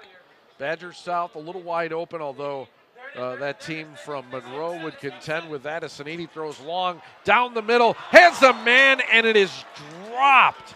Cade Ellingson was open and going in for 6 and just forgot the football as it was put on the money by Sanidi on a good deep throw. Wow. That was a great ball by the sophomore. If he catches that, they score a touchdown with 2 minutes to go. They're still in this ball game here. That ball traveled about 50 yards in the air, and there was a man in Sanidi's face, too. Put it on the money, and Ellingson did everything right except put the pigskin in his arms. Unbelievable there. So a good break there for Madison West. 2:24 left in the game. 3rd down and long. Sanidi drops back. has time, now being flushed from the pocket, rolls right, going to try and sprint for it as he is going to be real close. As he turned the corner, I thought he was going to get hit. Instead, moves straight ahead and might be just shy of the marker. Hard to see from here, but a nice scramble by Sanidi. Yeah, he really tiptoed down the sidelines there, Rich, and got himself to a point where they can make a nice fourth down conversion here, keep this drive going. Surprised they're not huddling up, or why they are huddling up and not getting on the ball here. Time is the enemy of the Spartans here. Fourth down, and we'll call it 1. They have to pick it up or the game is over. It's Sanidi just falling ahead. Quarterback sneak, looks like he got it, and he does. Big Festival Foods first down, and then a late flag again. Wow, we have had flags aplenty here. A courtesy Ford flag one more time, and we'll see what the call is. As, boy, we've had just about everything here today. A lot of delay of games, illegal substitutions, holdings, late hits. This one is going to be a personal foul against Madison West. Wow. It might be a little too late, but you still don't like seeing that late in the game. Again, self-inflicted penalties and miscues on both sides of the ball for teams. Again, these are things that the coaches are going to want to clean up if they're going to make a playoff run. Both West, and if Memorial's going to come back from an 0-2 deficit, they're going to have to clean some of those things up. Believe it or not, that is the 8th penalty against West here in the second half, 11th in the game. As there's also been 10 calls against Madison Memorial, 21 flags here tonight. Last week we had 2. That's a big difference. As Sanidi going to have to take off once again. Nothing open downfield, but the sophomore doing a good job of keeping his head, picking up 9 yards. And a timeout going to be taken here by Coach Smith and the Spartans.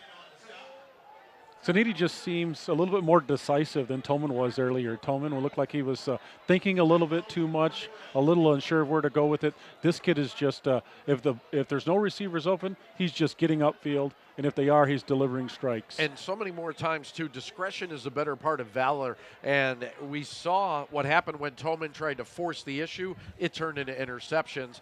Sanidi has not done that, has not turned the ball over. And I think, maybe going forward, this might be something that Coach Smith has to take into account. It has been troubling for him, the amount of turnovers his team has had, and you got to be able to hold on to the football to win football games. Absolutely. Like I said, turnover margin is a huge factor in whether you can win a ball game or not.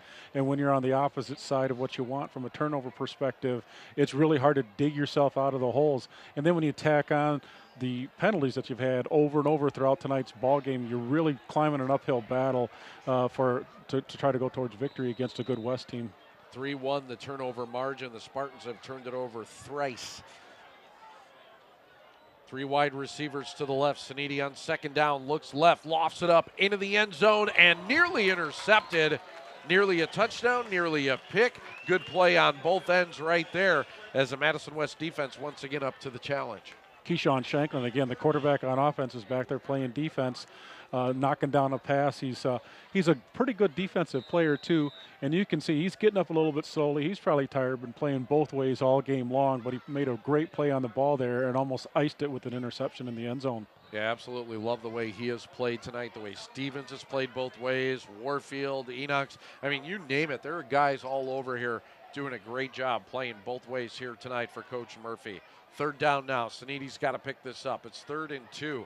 3 wide receivers to the left. He's looking left now, comes back right, throws it into the end zone, nearly intercepted as great coverage out there again by the Regents, going to force a 4th down. Obviously, the Regents know the Spartans have to throw the ball, so they're just back there playing good one-on-one coverage and making a play on the ball there.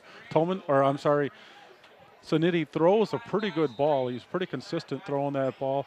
He delivers it on a strike. Sometimes, the defense just makes a little bit better play, though. 4th and 2. Huge play here on both sides. And now Sanidi in the backfield with Vassar does have 4 wide receivers as pressure right away, but Sanidi is going to run straight up the middle inside the 5-yard line, buries his head, pulls forward near the goal line, going to be stopped about a yard shy, maybe 2, but Sanidi picks up another first down and keeps the drive alive with 54 seconds left. He's made some good decisions to keep this drive going. And the clock stops with the first down, Rich, but you got to get up and run that play. If you're going to have any chance for an onside kick here, anything sort of a Hail Mary towards the end, you got to punch this ball in really quickly. First and goal from the 2 now. Sinidi's going to come under center. He's going to try to sneak it in up the middle, as it looks like the Spartans think they have it. No signal yet. Clock's running. And yeah, the clock's running all this time, as this is dangerous. Only one more timeout for Memorial, and they're going to have to burn it right here. So they're held shy. Sinidi doesn't score. And that's the danger if you end up doing that and don't pass the ball into the end zone on that play. Okay, well, Coach Smith is going to talk it over. We will as well. A U-break, I-fix timeout. We'll come back for the conclusion of the Westside Bowl, presented by A-1 Furniture and Mattress on 57 Sports.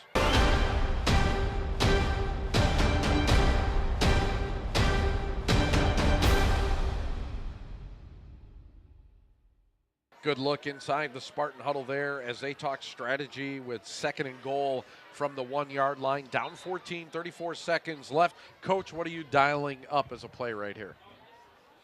Well, I'm out of timeouts here, so, unless I have a Tim Tebow type at quarterback, I'm probably not going to goose it.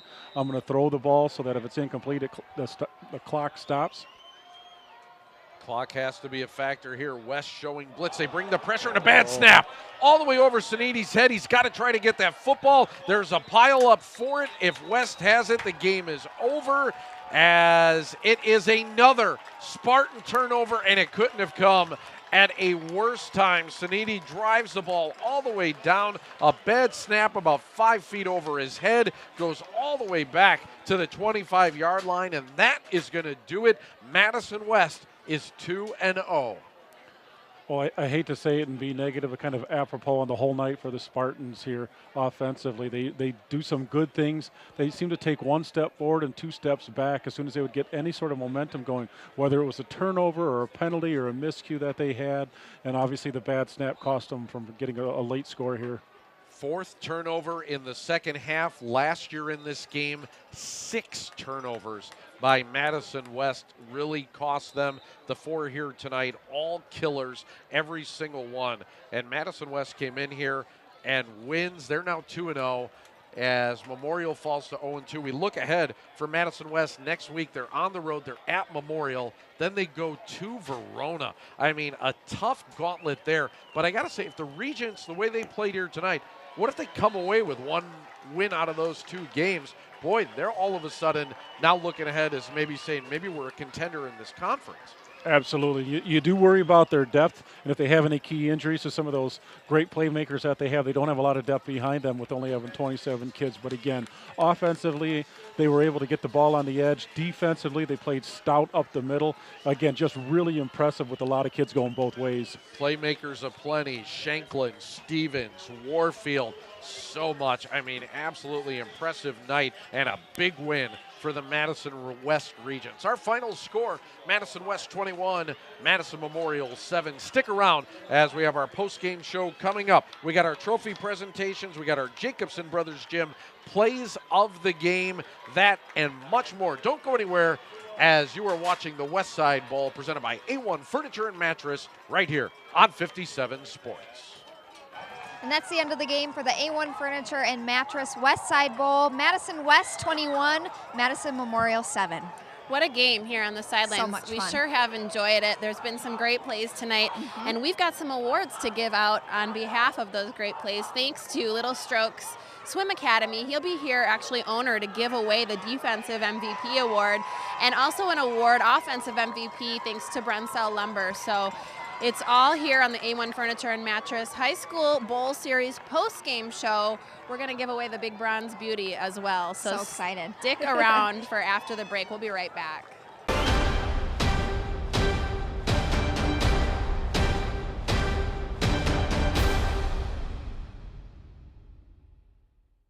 21-7 is our final score. Madison West improves to 2-0, while Madison Memorial falls to 0-2 on the very young season. Time for us now to go back and check out the Jacobson brothers' plays of the game.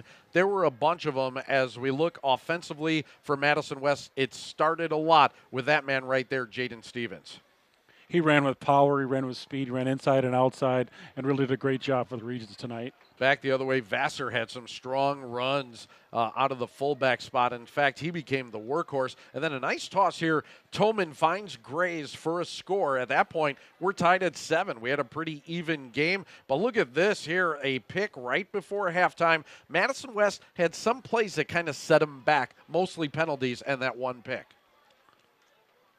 But then taking a look, it is Stevens as a receiver in the end zone, maneuvers, takes in the pass from Shanklin, 14-7 West there, and then another nice run here by Stevens. Stevens tonight over 180 yards rushing, 2 touchdowns. He also had 2 interceptions on defense, had the receiving touchdown, and then here, the icer as he breaks it up the middle, 23 yards, and the touchdown. That capped it off for our Jacobson brothers plays of the game. Mark, an impressive win here tonight for Madison West. It certainly was, and we talked about Jaden Stevens all night, both sides, the ball rushing, inside, outside, and playing defense. But the defensive and offensive line for the West did a great job. Maravilla, their middle linebacker, is a tackling machine back there. Shanklin's playing both ways. Armani's playing both ways. And just an impressive feat overall to see 27 kids out there giving out their heart to win Bert Hobley's clipboard trophy that they hand out for the winner between the Memorial and West game. And a lot more trophies for us to give out. We will do that next. Don't go anywhere. You are watching the West Side Bowl presented by A-1 Furniture and Mattress on 57 Sports.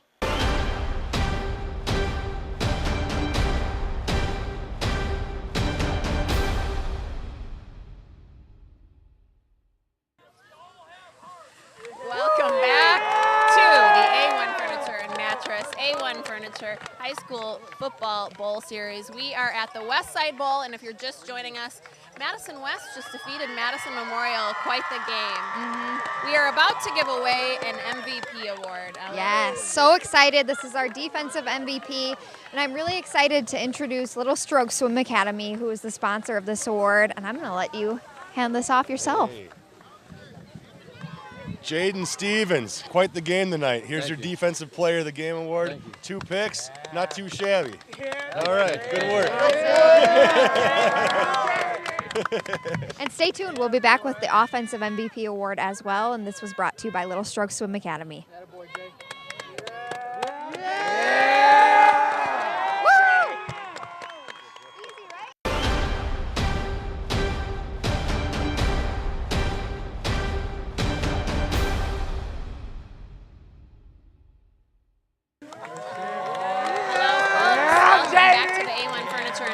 High School Football Bowl Series. We're at the West Side Bowl, and if you're just tuning in, we have given away the Defensive MVP award to this fine gentleman here, Jaden Stevens, who is about to get another award. Oh man, this doesn't happen very often. This is super exciting. This is the Offensive MVP award brought to you by Brunzell Lumber. Really excited to give this to you. You worked hard for it. Congratulations. And stay tuned. A lot of team support. Yes, and stay tuned. We'll be back giving away the A1 Furniture West Side Bowl trophy right after this.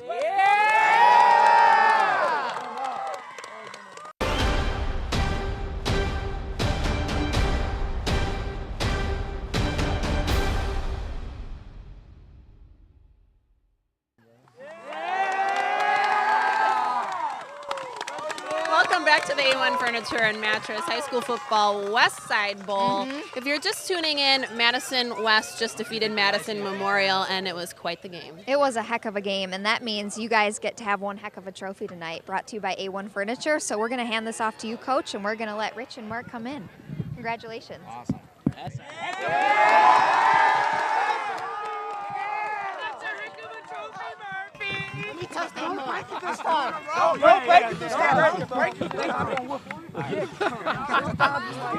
Hey, Coach, just wanted to ask you a couple of questions here. I tell you what, real impressive game. I'm not sure, though, which I was more impressed with, either your ground game or your defense, but both of them seem to be set up by really good line play tonight. You guys dominated with the line play on both sides of the ball. Yeah, we have some tremendous seniors on the defensive line, and we got great juniors too on our offensive line. So we're fortunate to have that.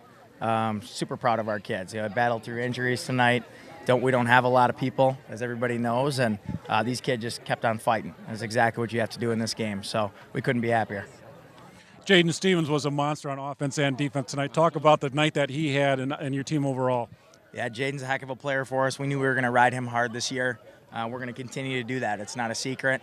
You know, we got a 1-2 punch with him and Armani in the backfield, and we got a pretty nice quarterback too. So we're going to keep on, you know, moving forward with all this stuff. Couple of tough road tests now as a Big 8 schedule doesn't get any easier for you guys. How do you carry this momentum forward now, your 2-0 start, as you go and play Middleton and Verona? Yeah, I think the key is to just keep preaching to the kids to get better each day. We have a lot of things to clean up from this game. If we can correct those mistakes, you know, we should be able to play with anybody, and that's what we got to stay focused on.